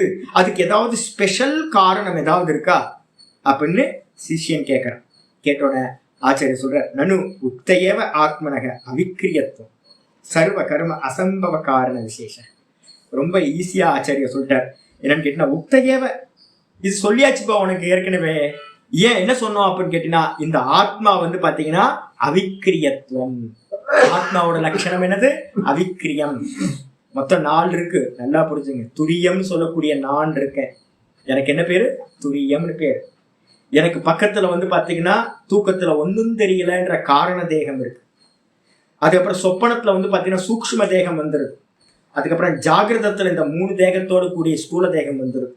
அப்போ இந்த 3 தேகங்களுக்கு வேறா வந்து பாத்தீங்கன்னா நான் இருக்கின்றேன் துரியமா. இந்த நான் வந்து பாத்தீங்க அப்படின்னா எப்படிப்பட்டதுன்னா அவிகாரி. அவிகாரின்னா என்ன அர்த்தம்? அவிக்கிரியத்துவம் அப்படின்னா எந்த விகாரமும் இல்லாதது இந்த நான். விகாரங்கள் எல்லாம் நடக்கிறது எங்க? செயல் நடக்கிறது, கர்மா நடக்கிறது எங்க நடக்குது? ஸ்தூல தேகம், சூக்ஷ்ம தேகம், காரண தேகம். காரண தேகத்துல கர்மா இல்ல, ஸ்தூல தேகத்திலையும் சூக்ஷ்ம தேகத்திலையும் தான் கர்மா நடக்குது. அப்ப இந்த நான் வந்து பாத்தீங்கன்னா அவிக்கிரியத்துவம். நான் எப்படிப்பட்டது? ஆத்மாவு தன்மை அவிக்கிரியம். அந்த தன்மை வந்து பாத்தீங்கன்னா இருக்கிறதுனால சர்வ கர்ம அசம்பவ காரண விசேஷக. இதுதான்ப்பா ஆத்மால எந்த கர்மமும் சம்பவிக்காது. சர்வ கர்மமும் அந்த இடத்துல அசம்பவம். ஒரு கர்மாவும் நான்ல இல்ல. நல்லா புரிஞ்சுங்க. கான்சியஸ்னஸ்ல ஒரு கர்மாவும் இல்லை. கான்சியஸ்னஸ்னா எப்படிப்பட்டது? வெறும் தீபத்தோட பிரகாசம் மாதிரி. தீபம் போட்டோம் அப்படின்னா தீபத்தை ஏத்துன மாத்திரத்துல அந்த தீபம் ஏதாவது பண்ணுமான்னு கேட்டீங்கன்னா ஒன்னும் பண்ணாது. தீபம் என்ன பண்ணும்? இருட்டை போக்கி பிரகாசம் கொடுக்கறது மட்டும்தான். அது இருட்டை போக்குச்சா சுவாமி அப்படின்னா இருட்டுலாம் போக்குறது இல்ல. இருட்டை போக்குற காரியத்தையும் அது பண்றது இல்ல. இந்த பிரகாசம் வந்த மாத்திரத்துல இருள் போயிடுது. இது போக்கல. நல்லா தெரிஞ்சுங்க. இருட்டை போக்குற காரியம் கூட அது பண்ணல. லைட்டை போட்டேன், இருட்டு போயிடுச்சு. நம்ம சொல்றோம் நான் கேட்கிறேன், இருட்டை போக்குற வேலை ஏதாவது பண்ணிச்சா அப்படின்னா பிரகாசம் இருட்டை போக்குற காரியத்தையும் பண்ணவில்லை. பிரகாசம் தான் அந்த பிரகாசத்தோட சுரூபம், தீபத்தோட சுரூபம். இப்ப இந்த ஆத்மான்றது வந்து பாத்தீங்கன்னா வெறும் கான்சியஸ்னஸ். இதுல வந்து பாத்தீங்கன்னா ஒரு எம்எம் கூட எந்த ஒரு சலனம் நடக்கிறது இல்ல. சலனம் நடக்கிறது எல்லாமே எங்க நடக்குது? தேகத்திலேயும் மனசுலயும் புத்தியிலையும் இந்திரியங்கள்லயும் தான் சலனம் நடந்துகிட்டே இருக்கு, விகாரம் நடந்துகிட்டே இருக்கு. அப்ப நான்ல வந்து பாத்தீங்கன்னா சர்வ கர்ம அசம்பவம். எந்த ஒரு கர்மமும் நான்ல சம்பவிக்காது. ஏன்? அவிக்கிரியத்துவம். இந்த ஆத்மாவோட லட்சணம் அவிக்கிரியம். அதனால வந்து பாத்தீங்க அப்படின்னா காரண விசேஷக. இதுதான் ஸ்பெஷல் ரீசன். சரி, இருந்துட்டு போட்டோம். ஆத்மா இப்படி இருந்தா நமக்கு என்ன? நான் கர்மா தானே பண்ணிட்டு இருக்கேன், கர்த்தா போக்தா தானே சுவாமி. ஞானி வந்து பாத்தீங்கன்னா கர்மா கர்த்தா போக்தா தான். ஆத்மா எப்படி வேணா இருக்கட்டுமே அப்படின்னு கேள்வி கேட்டா ஆச்சாரியர் சொல்ற சத்தியம் முக்தோ. பூர்வபக்ஷி கேட்கறான். பூர்வபக்ஷி சொல்றான், நீங்க கரெக்ட், நீங்க ஏற்கனவே சொல்லியிருக்கீங்க, இந்த விஷயத்தெல்லாம் சொன்னீங்க. சத்தியம் முக்தோ கண்டிப்பா சொல்லப்பட்டதுதான் முன்னாடி. நது ச காரண விசேஷக. ஆனா அவிக்கிரியம், இந்த ஆத்மா வந்து பாத்தீங்கன்னா செயலின்மை உள்ளது, மாற்றம் இல்லாதது, விபரிணாமம் இல்லாதது அப்படின்னு ஆத்மாவோட லட்சணங்கள் சொன்னீங்களே, அந்த லட்சணத்தை வச்சுக்கிட்டு ஞானி வந்து பாத்தீங்கன்னா கர்மம் சம்பவிக்காது ஞானியின் இடத்துல அப்படின்றது பொருந்தாது அப்படின்னு ஆச்சாரியர் சொல்றான். இது வந்து நது காரண விசேஷக. ஞானியினிடத்தில் கர்மம் சம்பவிக்காது என்பதற்கு ஆத்மாவோட லட்சணம் வந்து பாத்தீங்கன்னா அவிக்கிரியம்ன்ற தன்மை பொருந்தாது. எப்படி அப்படின்னா அந்நியத்வாத் விதுஷக அவிக்கிரியாத் ஆத்மனைதி. இந்த வித்வான் சொல்லக்கூடிய ஞானி புருஷன் அவிக்கிரிய ஆத்மாக்கு அந்நியமாக இருப்பதால். ரொம்ப முக்கியமான ரீசன். ஆத்மாக்கு அந்நியமாக, ஆத்மா எப்படிப்பட்டது? அவிக்கிரிய ஆத்மா, விகாரம் இல்லாத ஆத்மாக்கு அந்நியமாக ஞானி இருப்பதால், வித்வான் இருப்பதால். இந்த காரணம் நீங்க சொன்ன சர்வ கர்ம சந்நியாச, சர்வ கர்மமும் அசம்பவம்ன்றது ஆத்மால சர்வ கர்மமும் அசம்பவம். ஆனா ஞானியின் இடத்துல சர்வ கர்மமும் சம்பவம். கண்டிப்பா சர்வ கர்மமும் நடக்கும். அப்படின்னு பூர்வபக்ஷி கேட்கிறான். என்ன அர்த்தம் கேட்டீங்கன்னா, அவன் ஞானியையும் பிரம்ம ஆத்மாவை என்ன பண்றான், செப்பரேட்டா பாக்குறான், தனித்தனி. ஆத்மா வேற ஞானி வேறன்னு பாக்குறான். அதனால பாத்தீங்கன்னா, நகி அவிக்ரியம் ஸ்தானும் விதித்தவதா கர்ம ந சம்பவதி இது சேத். அவன் பூர்வபக்ஷி கேட்கிற அருமையான கேள்வி கேட்கிறான். ஒரு தூணை பார்க்கிறோம், தூண் அசையுதா? அசையல. அப்ப நான் பாத்தீங்கன்னா தூணை எப்படி அறியல? நான் கேட்கிறேன், தூண் எப்படிப்பட்டது அப்படின்னு கேட்டீங்கன்னா, அவிக்ரியம். ஒரு தூண் பாத்தீங்கன்னா கல்லுல ஆன தூண். அந்த கல்லால் ஆன தூண் பாத்தீங்கன்னா விகாரம் இல்லாததா ஏக்க ரூபத்துல அப்படியே இருக்கு, ஸ்திரமா இருக்கு. ஆனா அதை அறிந்த நான் எப்படிப்பட்டவனா இருக்கேன்? நல்லா தெரிஞ்சுங்க. அந்த அறியப்படுகின்ற திருஷ்யமா இருக்கிற அந்த தூண் விகாரம் இல்லாதது. ஆனா அதை அறியக்கூடிய நான் எப்படிப்பட்டிருக்கேன்? சலிச்சுக்கிட்டே இருக்கேன், இங்க அங்க. நல்லா இருக்கேன், சுத்தி சுத்தி பாக்குறேன். நல்லா இருக்கேன், தூண் நல்லா பண்ணிருக்காங்களே, பழைய காலத்து தூண் போல இருக்கு, நல்லா டிசைன் பண்ணிருக்காங்க அப்படின்னு. தூண் விகாரம் இல்லாம இருக்கு, அசையாததா. ஆனா அதை அறியக்கூடிய நான் என்ன பண்றேன்? அசைஞ்சுக்கிட்டே இருக்கேன், கர்மம் பண்றேன், தொட்டு பாக்குறேன், தடவி பாக்குறேன், கட்டி பிடிச்சு பாக்குறேன், நல்லா இவ்வளவு பெருசா இருக்கே அப்படின்லாம் சொல்றேன். அப்ப என் இடத்துல இருக்கா? அதே மாதிரி ஒரு ஆத்மாவை அறியக்கூடிய ஞானி, ஆத்மா தூண் மாதிரி விகாரம் இல்லாதது. அதை அறியக்கூடியவர் என்னிடத்துல விகாரம் சம்பவிக்கிற மாதிரி ஆத்மாவை அறியக்கூடிய ஞானிக்கும் பாத்தீங்கன்னா தூணை அறியக்கூடிய புருஷனிடத்துல எப்படி கர்மம் சம்பவிக்குதோ அதே மாதிரி ஆத்மாவை அறியக்கூடிய ஞானியின் இடத்திலையும் கர்மம் சம்பவிக்குமே.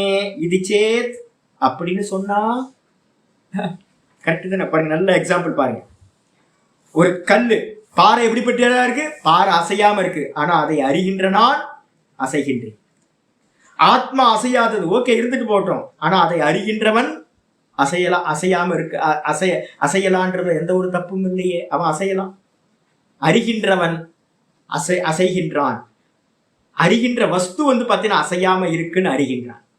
அதே மாதிரி இந்த ஆத்மாவையும் நம்ம அறியலாமே அப்படின்னு கேட்டீங்கன்னா, சித்தாந்தி சொல்றார், இல்லப்பா, என்ன நீ சொல்றது தப்பு. ஏன் அப்படின்னா, விதுஷ ஆத்மத்வாத். இந்த ஆத்மான்றது பிரம்மன்றது பாத்தீங்கன்னா வித்வானுக்கும் ஆத்மாவா தான் இருக்கு. நீ அவிக்கிரிய ஆத்மான்னு சொல்றீங்க. வித்வான் எப்படிப்பட்டவனா இருக்கான்னா ஆத்மத்வாத், ஆத்மாவாகவே வித்வான் இருக்கான். வித்வான் சொல்லக்கூடிய ஞானி புருஷன் தேகமாக இருப்பதில்லை. இதை நல்லா ஹைலைட் பண்ணிங்க. என்னன்னு கேட்டீங்கன்னா, ஞானி புருஷன் தேகம் இல்லை, ஜீவன் இல்லை, ஆத்மாக்கு அந்நியமாக அவன் இல்லை, அவன் ஆத்மாவாகவே இருக்கிறான். விதுஷக ஆத்மத்வாத். வித்வான் ஞானி புருஷன் ஆத்மாவாகவே இருப்பதால் நம்ம எல்லாமே என்ன இருக்குன்னா, ஆப்ஜெக்ட் வேற சப்ஜெக்ட் வேற இருக்கு. இந்த உலகத்துல இருக்கிறது எல்லாத்தையும் நான் என்ன பண்ணிருக்கேன், எனக்கு ஆப்ஜெக்டா இருக்கிறது எல்லாத்தையும் நான் அறிகிறேன். அறிபவன் நான் வேற, அறியப்படும் வஸ்து வேறவா இருக்கு. இந்த உலகத்துல இருக்கிற எல்லாத்துக்கும் இந்த திருஷ்யம் விபாகம் இருக்கு. ஆனா இந்த ஆத்ம அப்படின்றது பாத்தீங்கன்னா எனக்கு ஆப்ஜெக்ட் இல்லை. இந்த ஆத்மாவை அறிந்தவன் ஆத்மாவாகவே ஆகிறான் ஒழிய ஆத்மாவை அறிந்தவன் ஆத்மாக்கு அந்நியமாக இருப்பதில்லை, தேகமா இருக்கிறது இல்ல. இதுதான் ஸ்பெஷல் இங்க.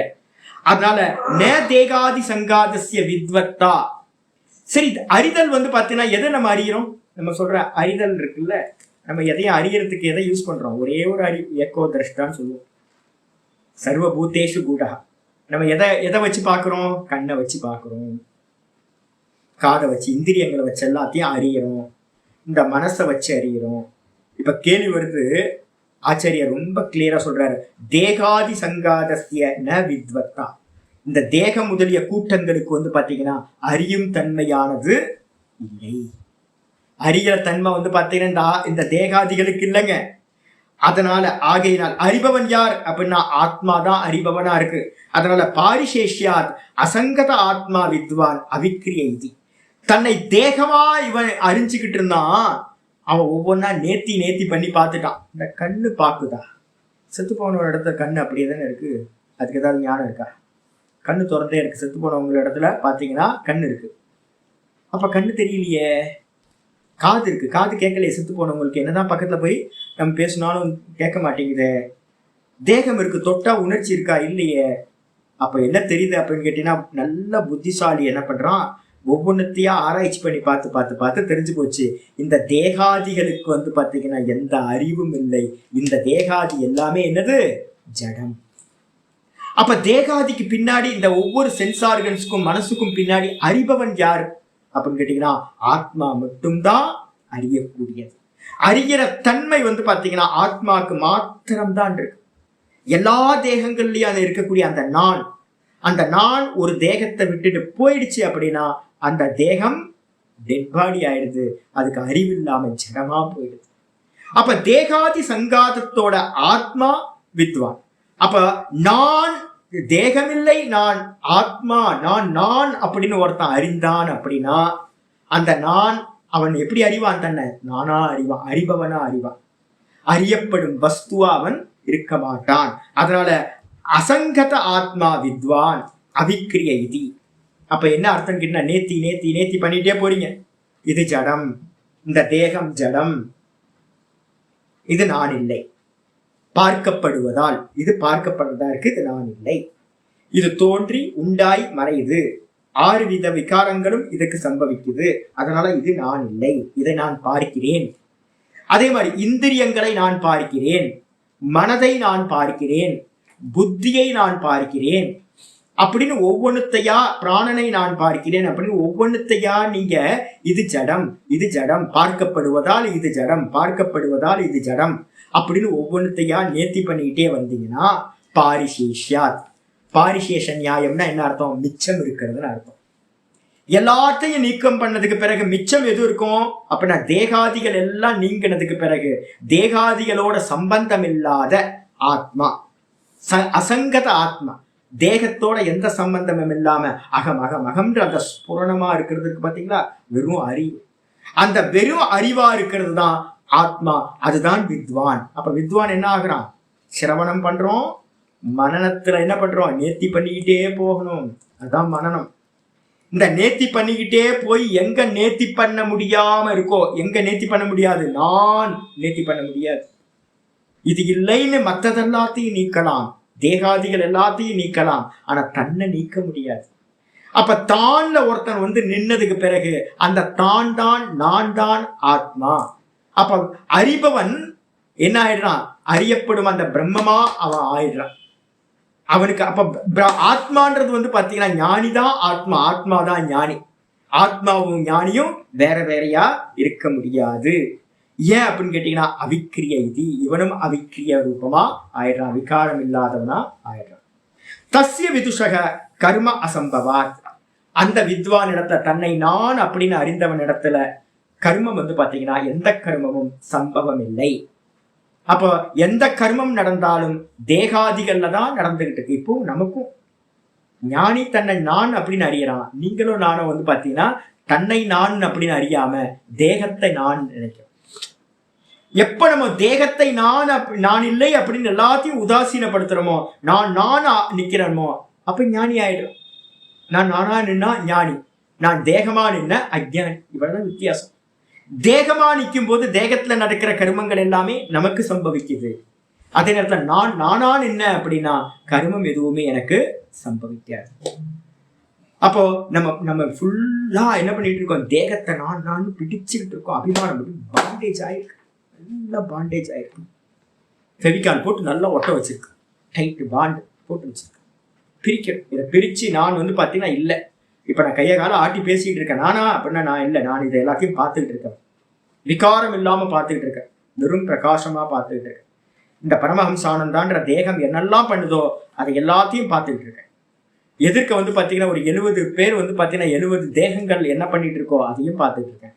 இந்த வெளியில இருக்கக்கூடிய எல்லா ஜீவராசிகளும் லோக்கமும் என்ன பண்ணிட்டு இருக்கோ அது எல்லாத்தையும் நான் பார்த்துட்டு இருக்கேன். நான் யாரு? பார்க்கிறேன். நான் எப்ப பார்க்கிறவனா இருக்கணும், அப்போ வந்து தேகத்துல நடக்கிற காரியம் என்னோடது இல்லைன்னு, மனசுல நடக்கிற காரியம் என்னோடது இல்லை, இந்திரியங்கள்ல நடக்கிற காரியம் என்னோடது இல்லை. எப்ப வந்து பாத்தீங்கன்னா நானா நிக்காம நான் தேகமா கனெக்ட் ஆயிடுறோம், அப்போ வந்து பாத்தீங்கன்னா எல்லா கருத்துருவமும் என் தலையில தூக்கி நான் போட்டுக்கிறேன். அப்ப ஞானி என்ன பண்றான் அப்படின்னு கேட்டீங்கன்னா தேகம் நான் இல்லை, மனம் நான் இல்லை, புத்தி நான் இல்லை அப்படின்னு எல்லாத்தையும் நீக்கிட்டு மிச்சம் இருக்கக்கூடிய தேகத்தோட சம்பந்தம் இல்லாத தான் விகாரம் இல்லாத தன்னிடத்தில் இருக்கிறான். அப்போ ஆத்மா வேற, ஞானி வேற இல்லை. புரிஞ்சுது? தஸ்ய விதுஷக, அந்த வித்வான் இடத்துல கர்மம் வந்து பாத்தீங்கன்னா அசம்பவம். அவன் இடத்துல கர்மம் சம்பவிக்காது. ஆத்மாவின் இடத்துல தேகாதிகள் இல்லை, அதனால கர்மம் சம்பவிக்காது. அதனால ஆக்ஷேபோ யுக்த. கேள்வி கேட்கல, எப்படிப்பா அவன் பண்ணுவான்? ஆத்மா எப்படி பண்ணும்? ஞானி, ஆத்மாவா இருக்கிற ஞானி எப்படி கர்மத்தை பண்ணுவான்? கர்மம் சம்பவிக்காது அப்படின்னு ஆக்ஷேபமா எடுக்கணும். கதம் சபுருஷக இது அப்படின்னு அர்த்தம் எடுத்தாச்சு. ஆச்சாரியர் வந்து பாத்தீங்கன்னா அருமையான ஒரு பாஷ்யத்தை இனிமே பண்ண ஆரம்பிக்கிறார். ரொம்ப முக்கியமானது. வரிசையாக யதா புத்தியாதி ஆகிருதஸ்ய, கீதா பிரஸ் புக்ல வந்து ஆகிருதத்தியன்னு இருக்கு, ஆகிருதஸ்யன்னு இருக்கும். புத்தியாதி ஆகிருதஸ்ய சப்தார்த்தஸ்ய அவிக்ரிய ஏவ சன்னு புத்தி விருத்தி அவிவேக விஞ்ஞானேன அவித்யா உபலப்தா ஆத்மா கல்பியதே. சுவாமி, ஞானிய பத்தி பேசிட்டீங்க, நம்மளோட நிலைமை என்ன சுவாமி, இப்போ எப்படி இருக்கோம் நம்ம அப்படின்னு கேட்டீங்கன்னா ஆச்சாரியர் சொல்ற, எவ்வாறு புத்தியாதி ஆகிருதஸ்ய, இந்த புத்தி மனசு இந்திரியங்கள் இதெல்லாம் இருக்குல்ல, இதை எல்லாத்தையும் நம்ம என்ன பண்ணிட்டோம்? நான் நான் நான் கிரகணம் பண்ணிட்டோம். தூக்கத்துல இருந்தோம். தூக்கத்துல வந்து பாத்தீங்கன்னா ஏதாவது கர்த்திருவம் இருந்துச்சா? நான் கர்த்தா இருந்துச்சா? நான் போக்தான் ஏதாவது எண்ணம் இருந்துச்சா? அங்க எந்த ஒரு கர்மமும் சம்பவிச்சுதா? ஒண்ணுமே இல்லை. தூக்கத்தை நம்ம எப்படி இருந்தோம்? வெறும் வந்து பாத்தீங்கன்னா சுகஸ்வரூபமான அகம் சுகம் அஸ்வாசம். நான் சுகமா தூங்கினேன், இவ்வளவுதான் என்னுடைய அனுபவம், வேறு ஒன்றையும் அறியவில்லை. என்னுடைய சொரூப்பம் சுகஸ்வரூப்பம் சச்சிதானந்தம், அதுக்கு பக்கத்துல ஒன்னும் அறியவில்லைன்றது எது? அவித்யா. நம்ம டெய்லி நம்மளோட அனுபவத்துல இதான். இந்த ஒன்னும் தெரியவில்லை அப்படின்றதுல இருந்து எது உண்டாச்சு முதல்ல அப்படின்னு கேட்டீங்கன்னா பிராணன். தூக்கத்துல பிராணன் போயிட்டு இருக்கு, ஆனா வெளியில தெரியல, அங்க அபிமானம் இல்லை. அப்புறம் வேக்கப் ஆகிறோம். வேக்கப் ஆகும் போது புத்தி வேக்கப் ஆச்சு, நான் புத்தி. அந்த புத்தியில ஒரு அபிமானம் உண்டாச்சு. இந்த புத்தி வேக்கப் ஆனோடைய புத்தியில ஒரு அபிமானம், அந்த அகங்காரம்ன்ற அபிமானம் என்ன பண்ணுச்சுன்னா நான் புத்தி அப்படின்னு புத்தியை கிரகணம் பண்ணிடுச்சு. அதுக்கப்புறம் மனசு வேக்கப்பாச்சு, நான் மனசுன்ற அந்த அபிமானம் மனசை நான் அப்படின்னு கிரகணம் பண்ணிடுச்சு. கிரகணம்னா ஸ்வீகாரம் பண்ணிடுச்சு, நான் அப்படின்னு பிடிச்சிக்கிச்சு. அதுக்கப்புறம் சென்ஸ் ஆர்கன்ஸ் எல்லாம் வேக்கப்பாச்சு, நான் கண்ணு, நான் மூக்கு, நான் வாய் அப்படின்னு நான் நான் நான் அதுலெல்லாம் நான் இணைஞ்சு போச்சு. அப்புறம் இந்த ஸ்தூல தேகம் ஃபுல்லா உண்டாச்சு, வேக்கப்பாச்சு, ஜாகரணமாச்சு. உடனே நான் தேகம், தேகத்தோட சேர்ந்து நான் என்ன பண்ணிட்டேன்? நான் கர்த்தா, நான் போக்தா, நான் வந்து பாத்தீங்கன்னா இப்படி இருக்கேன் அப்படி இருக்கேன், எல்லாத்தையும் தூக்கி தலையில போட்டுக்கிட்டோம். இதுதான் ஆச்சாரிய சொல்றாரு, புத்தியாதி ஆகிருதஸ்ய. புத்தி முதலிய இந்திரியம், புத்தி மனசு இந்திரியங்கள் எல்லாத்தையும், தேகம் முதலிய எல்லாத்தையும் நான் நான் நான் கிரகணம் பண்ணிக்கிட்டு, ஆனா நான் எப்படிப்பட்டது? அவிக்கிரிய ஏவசன், நான் விகாரம் இல்லாதவன். வாஸ்தவத்துல எனக்கு நான் அப்படின்ற அந்த கான்சியஸ்னஸ்க்கு எந்த மாற்றமும் இல்லை. ஆனா நான் என்ன பண்ணிட்டேன்? சுத்த விகாரம் இல்லாத நானா இருந்த. தூக்கத்துல அப்படித்தானே இருந்தோம். சலனம் இருந்துச்சா? அங்க ஆக்ஷன் ஏதாவது இருந்துச்சா? ஒரு மண்ணாங்கட்டியும் இல்லை. என்னுடைய சுரூபம் வந்து பாத்தீங்கன்னா அச்சல தத்துவம். நான் அப்படியே இருந்துகிட்டு அவிக்கிரியா ஏவசன், அவிக்கிரியமாவே இருந்துகிட்டு இருந்தாலும் இப்பவும் நீங்களும் நானும் எதுவும் பண்ணல. நான் எதையுமே பண்ணல. இது இப்பவும் இந்த க்ஷணத்திலையும். இப்ப நான் வந்து தலையை ஆட்டி ஆட்டி பேசிட்டு இருக்கேனா அப்படின்னா நான் தலையை ஆட்டி பேசுறேன். நான் இப்பவும் வந்து பாத்தீங்கன்னா அச்சலமா தான் இருக்கேன். எது ஆட்டி ஆட்டி தலையை பேசுது அப்படின்னா இந்த தேகம் அசைஞ்சு அசைஞ்சு பேசுது, இந்த வாக்கு பேசுது, இந்திரியம் பேசுது, தலை அசையுது, ஸ்தூல தேகம்லாம் அசையுது, கை கால்லாம் ஆட்டுற. வாஸ்தவத்துல நான் இதுக்கு பின்னாடி இருக்கக்கூடிய நான் அசையாதவனா இருக்க. எப்பவுமே நான் அசையாதவன், அவிக்கிரியம். அப்படி இருந்துகிட்டு இருந்தாலும் கூட என்ன பண்ற? புத்தி விருத்தி அவிவேக விஞ்ஞானேன. ரொம்ப அருமையான வார்த்தை சொல்றேன். யாராவது யோகம்லாம் தேவையில்லை அப்படின்னா இதெல்லாம் இந்த பாஷ்யம் ரொம்ப முக்கியமானது, பார்த்துக்கிட்டே வாங்க. இந்த சாஸ்திரத்துல வந்து என்ன சொல்றோம் அப்படின்னு கேட்டீங்கன்னா 3 விஷயம் சொல்லுவோம். யோக சாஸ்திரம் படிக்கும்போது ஒன்று சொல்லுவோம். இந்த மனசுன்றது வந்து பாத்தீங்கன்னா சென்டர்ல இருக்கிறதுங்க. 3 தத்துவம் நம்மகிட்ட இருக்கு. நான், சுத்த நான். இந்த நானுக்கு வந்து பாத்தீங்கன்னா அடுத்தது நடுவுல இருக்கிறது வந்து பாத்தீங்கன்னா மனசு இருக்கு. இதுக்கப்புறம் வெளியில இருக்கிறது ஸ்தூல தேகம். இந்த சூக்ஷ்ம தேகத்துல பிரதானம் எது அப்படின்னா இந்த மனசு தான் பிரதானம். இந்த மனசு எப்படிப்பட்டது அப்படின்னு கேட்டீங்கன்னா யோக சாஸ்திரத்துல சொல்லும்போது சொல்லுது, இது வந்து பாத்தீங்கன்னா ஒரு மேக்னெட் மாதிரி.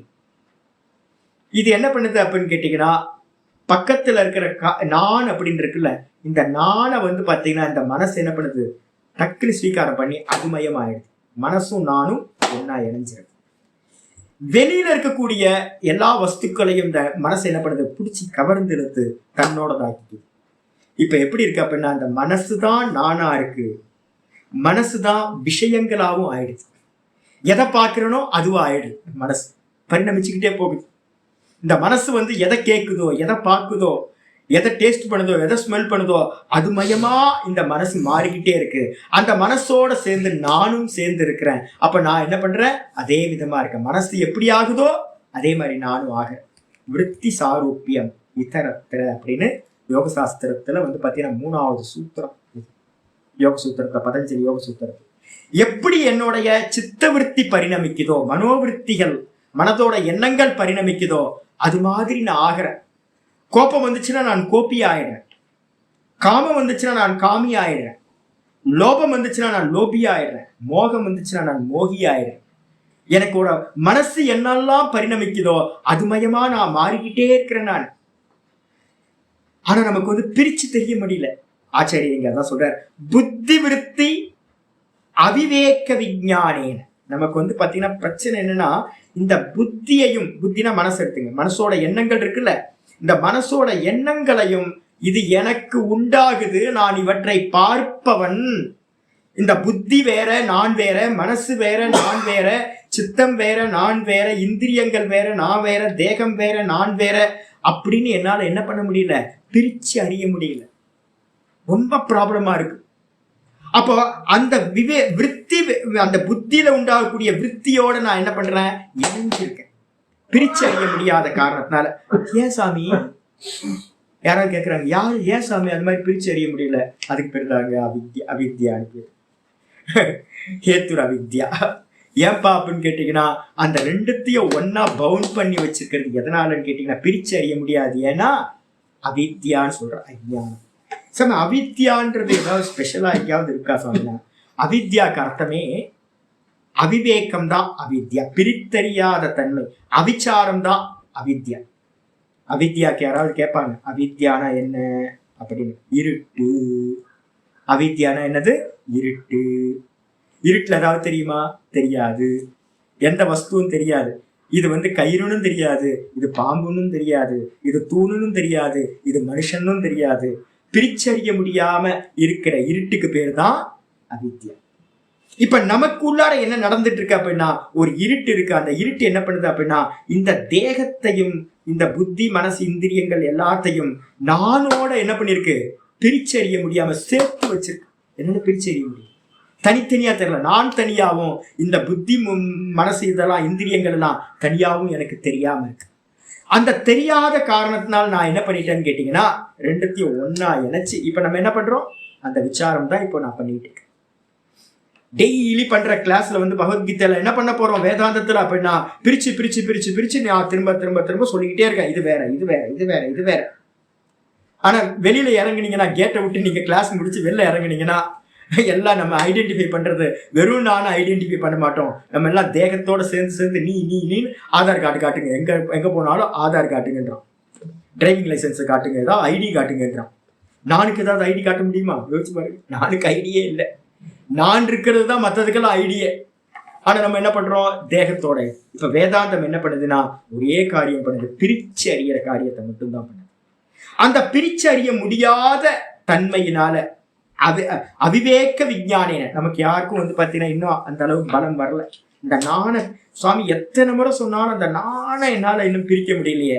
வரப்போகுது, அதுக்கெல்லாம் வந்து பாத்தீங்கன்னா சொல்ல போறோம். இப்ப வெறும் கான்செப்டை மட்டும் புரிஞ்சுக்கிட்டே வாங்க. இந்த நாணையும் இந்த புத்தி முதலிய இந்திரியம் விருத்தி மனசு புத்தி எல்லாத்தையும் பிரிச்சறியாத அறிவுனால, அனுபவ ஞானத்தினால என்ன இருக்கு அப்படின்னா அவித்யா. அதுக்கு என்ன பேரு? அவித்யா, அஜ்ஞானம். அதனால நான் என்ன பண்றேன், இது எல்லாத்தையும் நான் அப்படின்னு கிரகணம் பண்ணிக்கிட்டு புத்தியாதி ஆகிருதசிய, எதனால இதை பண்றேன், அவித்தியினால புத்தி மனசு எல்லாத்தையும் நான் நான் நான் அபிமானிச்சு அது மூலமா நான் என்ன பண்றேன், சப்தாதி அர்த்தசிய உபலப்த ஆத்மா. நான் சப்தத்தை கேட்கிறேன், நான் டேஸ்ட் பண்றேன், நான் வந்து பாத்தீங்க அப்படின்னா டச் பண்றேன், நான் ஸ்மெல் பண்றேன், நான் இந்த காரியத்தை பண்றேன், நான் அந்த காரியத்தை பண்றேன் அப்படின்னு வந்து பாத்தீங்கன்னா எல்லா காரியத்தையும் தாம் பண்றேன்னு நம்ம என்ன பண்றோம், எல்லாத்தையும் அறியக்கூடிய அனுபவிக்கின்றவன் நான் அப்படின்னு உபலப்த ஆத்மா கல்பியதே, கல்பனை செய்யப்படுது. எதனால கல்பனை பண்ணப்படுது? பிரித்தறிய முடியாத விஞ்ஞானத்தினால். அனுபவம், நம்ம அனுபவம் தேகத்தோடு சேர்ந்து பிரிச்சு அறியறதே. அப்ப எதைதான், அதனால்தான் நம்ம முன்னாடியே சொன்னோம் பார்த்தீங்களா, ஏத்தான் பஷ்ய முதல் உபதேசம் அது. எப்போ ஒரு காரியம் பண்ணும் போதும் ஆப்ஜெக்ட் பண்ணிக்கிட்டே இருக்கிறது எவ்வளவு சாமர்த்தியம் இருக்கோ. நீங்க வந்து பாத்தீங்கன்னா முதல்ல வெளியில இருந்து ஆப்ஜெக்ட் பண்ணணும். ஆமா, தேகத்தை பார்க்க நல்லா சோப் போட்டு குளிக்கும் போதெல்லாம் டெய்லி காலையில பாருங்க, நல்லா பாருங்க. ஆமா, சோப் போடுறேன், இது வந்து பாத்தீங்கன்னா நான் இல்லை, இந்த சோப் போடுற தேகம் நான் இல்லை. நல்லா வந்து பாத்தீங்கன்னா குடுமிலாம் போட்டணும், இந்த தலை நான் இல்லை, விபூதி போடுற இந்த நெத்தி நான் இல்லை, பேசுறத நான் பார்க்கிறேன், அப்போ நான் வாய் இல்லை, நான் மூக்கு இல்லை, நான் கண்ணு இல்லை, இதெல்லாத்தையும் நான் பார்க்கிறேன். அப்ப இந்த பார்க்கிற விஷயத்துல இதுல நடக்கிறது எல்லாம் நான் செய்யல. இதுதான் விவேகம் வரணும். ஆனா நமக்கு என்ன ஆகுதுன்னு கேட்டீங்கன்னா, அந்த விவேகம் பிரிச்சு அறிய முடியாம தேகத்துல நடக்கிற கர்மங்களை எல்லாத்தையும், இந்திரியத்துல நடக்கிற கர்மங்கள் எல்லாத்தையும் நான் செய்கிறேன், ஆத்மா இதை எல்லாத்தையும் ஐயோ நான் அனுபவிக்கிறேன் சாமி, தலைவேதனையா இருக்கு சாமி அப்படின்ற. தலைக்கு வேதனையா இருக்கியா, நான் பார்க்கிறேன், தெரிய மாட்டேங்குது. இந்த தேகம் கர்மத்தை பண்ணுதை நான் பார்க்கிறேன், அதை நம்ம அறிய மாட்டேன்றோம், பிரிக்க மாட்டேன்றோம். இது வந்து அனாதி காலத்துல இருந்து வந்து பாத்தீங்கன்னா இந்த அவித்யா இதோட சேர்த்து இருக்கிறதுனால நமக்கு டக்குன்னு பிரிச்சு அறிய முடியுது. அதனால வந்து பாத்தீங்கன்னா ஆத்மா அனுபவிக்கிறது, உபலப்தான்றதுக்கு அர்த்தம் அனுபவம்னு அர்த்தம். இந்த ஆத்மா, நான் சொல்லக்கூடிய அந்த ஆத்மா இந்த சப்தம் முதலிய ரூபங்கள் ரசங்கள் எல்லாத்தையும் வந்து பாத்தீங்கன்னா அனுபவிக்கிறது என்று கல்பனை செய்யப்படுகிறது. சரி சொல்லிட்டேன். அடுத்து ஏவம் ஏவ, இந்த விதமாக ஆத்ம அனாத்ம விவேக ஞானேன, அதுக்கு ஆப்போசிட். ஒருத்தர் உலகத்துல இருக்கிறவங்க யாருக்கும் இந்த நானையும் இந்த தேகாதிகளையும் பிரிச்சு பார்க்காத அவித்தியினால அவங்க கர்த்தா போக்தான்றாங்க, அனுபவத்தை எல்லாத்தையும் தான் இதை அனுபவிக்கிறேன் அப்படின்னு சொல்றாங்க, சுக துக்கத்தை. இதுக்கு அந்நியமா ஏவம் ஏவ, இந்த விதமாகவே ஆத்ம அனாத்ம விவேக ஞானேன, மெதுவா ஒரு குருநாதர் கிடைக்கிற, அவரை பிடிச்சுக்கிட்டே கையை பிடிச்சுக்கிட்டு பாதி பேர் நடுவுல போயிடுவாங்க, சாமியை விட்டுட்டு போயிடுறது. சகாயம் இருக்கணும், குரு சகாயம் இருக்கணும், சாஸ்திர சகாயம் இருக்கணும். ஒவ்வொன்றுத்தையும் அடையிறதுக்கு ஒவ்வொரு சகாயம் இருக்கு. கேனோபனிஷத்து பதபாஷியத்தை முடிக்கும் போது ஒன்று பார்த்துருக்கோம். இந்த ஞானத்தை அடையிறதுக்கு வந்து பார்த்தீங்க அப்படின்னா தன சகாயம் வச்சுக்கிட்டு ஒன்றும் பண்ண முடியாது. வெளியில இருக்கிற எந்த சகாயத்தை வச்சுக்கிட்டும் ஒரு மண்ணாங்கட்டியும் பண்ண முடியாது. உங்க மரணத்தை வெல்ல முடியாது. நல்லா புரிச்சுங்க, செத்து போவீங்க எல்லாரும். தேகத்தை நான் பிடிச்சிக்கிட்டு இருக்க வரைக்கும் செத்து போவோம். நம்ம திரும்ப பிறந்துக்கிட்டே இருப்போம். இதை மீறி போகணும் அப்படின்னா என்ன பண்ணணும்? கெட்டியா குருவோட கையை கெட்டியா பிடிச்சிக்கணும். இந்த குழந்தை வந்து பார்த்தீங்கன்னா அம்மாவோட முந்தியை பிடிச்சிக்கிட்டே அலையும், வீடு ஃபுல்லாக சுற்றிக்கிட்டே இருக்கும். அம்மா கொண்டு அதே மாதிரி வந்து பார்த்தீங்கன்னா குரு பின்னாடியே இருக்கணும், குருவை பிடிச்சிக்கிட்டே இருக்கணும். அப்படி இருந்தால் தான் இந்த விவேகம் வந்து பார்த்தீங்கன்னா சதா ஜாகரணத்திலேயே இருக்கும். என் கூட வந்து பார்த்தீங்கன்னா நாதபிரம்மா இருக்கார். எல்லா சமயத்திலும் தலையில குட்டிக்கிட்டே இருக்காரு. யாரோ ஒருத்தர் வேணும் நம்ம தலையில வந்து பார்த்தீங்கன்னா டொம்முன்னு தட்டிக்கிட்டே இருக்கணும். இல்லை அப்படின்னா என்ன ஆயிடும்? விலகி போயிடுவோம். நம்ம இந்த லோக்கம் வந்து பெரிய சம்சாரம். இந்த மயக்கத்துக்குள்ளார போயிட்டோம் அப்படின்னா வெளில திரும்ப வரவே முடியாது. அப்ப சகாயம் எது அப்படின்னு கேட்டீங்கன்னா குருவோட சகாயத்தை வச்சுக்கிட்டு. குரு எப்படிப்பட்டவர்? உங்களை கர்மத்துல ஆழ்த்துறவரா? ஒரே எல்லா இடத்துலையும் எஸ்டாப்ளிஷ்மெண்ட்டா போயிட்டு இருக்கு. நீங்க கம்ப்யூட்டர் தெரியுமா, உள்ள வாங்க, கம்ப்யூட்டருக்கு வேலை இருக்குச்சு வாங்க அப்படின்னு கம்ப்யூட்டருக்கு வேலையை கொடுத்துருவாங்க. நான் ஆடிட்டரா வேலை நிறைய இருக்கு வாங்க அப்படின்னு. எல்லாத்துக்கும் வந்து 8 மணி நேரம் 10 மணி நேரம் ஒர்க் நடந்துட்டு இருக்கு. ஐயோ, அந்த சனியனெல்லாம் விட்டுட்டு தானே நான் ஞானத்துக்காக வந்திருக்கேன். இப்போ என்னன்னு கேட்டீங்கன்னா எல்லா குருமார்களும் வந்து பெரிய பெரிய எஸ்டாப்ளிஷ் பண்ணதுனால வரவங்களை எல்லாத்தையும் கர்மத்திலேயே ஆழ்த்துறாங்க. உட்கார்ந்து நீ வேற நான் வேறன்னு பார்க்க முடியுமா? நீ வேற நான் வேறன்னு பார்த்தீங்கன்னா கர்மம் சம்பவிக்காது, உங்களுக்கு எதுவும் பண்ண முடியாது. உட்கார்ந்து பேசாம இருக்க வேண்டியதுதான். அப்ப குருவோட சகாயத்தை வச்சுக்கிட்டு என்ன பண்றோம்? தொடர்ந்து சததம் அப்படின்னு சொல்றோம். கண்டினியூஸா ஆத்மா அனாத்மா இந்த ரெண்டுத்தையும் வந்து பாத்தீங்கன்னா விவேக ஞானேன விவேகம் பண்றோம், சிரவணம் பண்றோம்.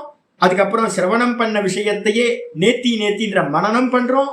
நேத்தி பண்ணதுக்கு பிறகு அந்த பார்ப்பவனிடத்திலேயே தான் நிக்கிறோம்.